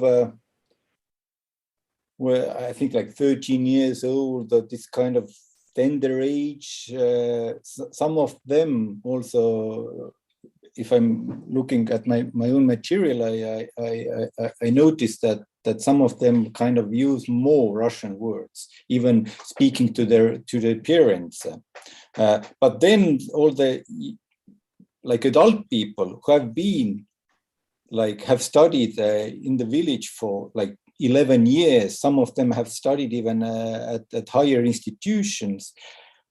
In Tundra, they speak Nenets. I mean, it's kind of monolingual in that sense. But of course, for me, I mean, my Nenets was very limited, and so I communicate with them if I wanted to know something important. I communicated with them mainly in Russian, and of course, they were in that sense bilingual because the Russian was very good. Because that's what they studied in school. All the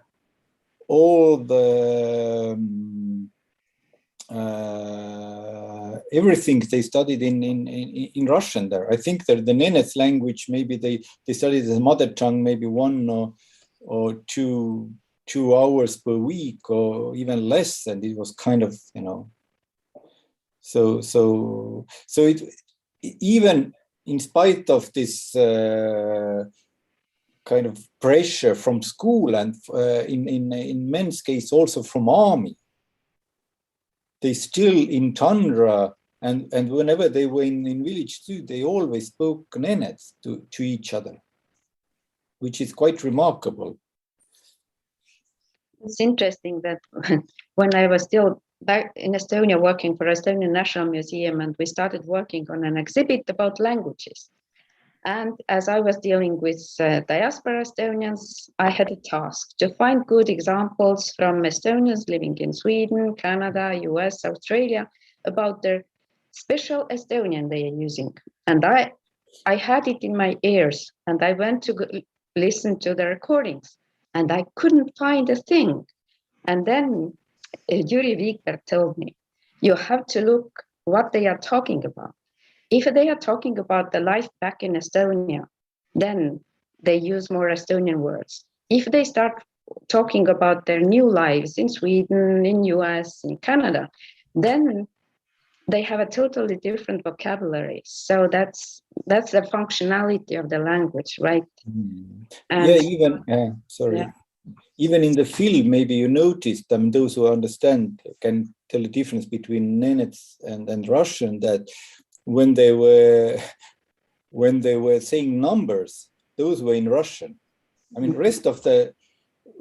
everything else was in Nenets, but the numbers and the dates, all this kind of official information was in Russian. Although they have their own word for numbers also in Nenets language, but this is something, this is something from a Russian world. What they don't need in Tundra, really, only when they have to communicate back to the Sovkhoz center. So it's so exciting. So we could continue like for hours, but for you guys, it's almost midnight. It is a midnight. So the very final question for both of you, how you see the future of Nenets people, let's say in next 25 years? Yeah, guessing is a hard word, But I would say that the Nenets have been extremely capable of adapting to various situations. I gave you a very brief overview of what the ancestors have done throughout the history and how they adapted from a hunting regime to pastoralism, and they're always in flux. In always the circumstances are changing, and even nowadays with all this pressure from the industries and global warming, and of course there is lots of suffering and pain and everything, but I think the Nenets perhaps they would not be so blossoming as they have been in the recent past, because just I can't imagine with this climatic conditions having the same ability to herd reindeer in that amount, but probably it's a self-regulating system, and somehow they still keep doing what they do now. Yeah, I agree with Laura that they are really, their culture and way of life is very resilient, and I think, I think mankind can learn a lot from Arctic nomads. I think they are the only people who can survive in that environment.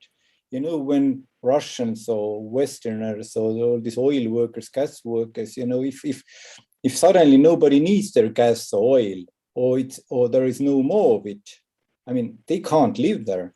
All these towns and villages and infrastructure just collapse. But Nenets can live in that environment, even if it changes. And I think that's very important that that this culture, this traditional culture, stays alive, because we need it in one day, and because they can use a barren land, probably. I mean, they can make living there and provide, let's say, meat or hides for others. So it's economically, their way of life is very sustainable, unlike the way of life of Western people there in that region. Suur aitäh. Very interesting evening indeed. So I wish you good luck with all your projects, and I can see that life has toughened you up for the next projects. If you survived all those field work, you can do even more. So I wish you all the luck, and really suur tänu, and hope to see you both sometime in real life as well. Aitäh. Head tööd. Head tööd. Recording stopped.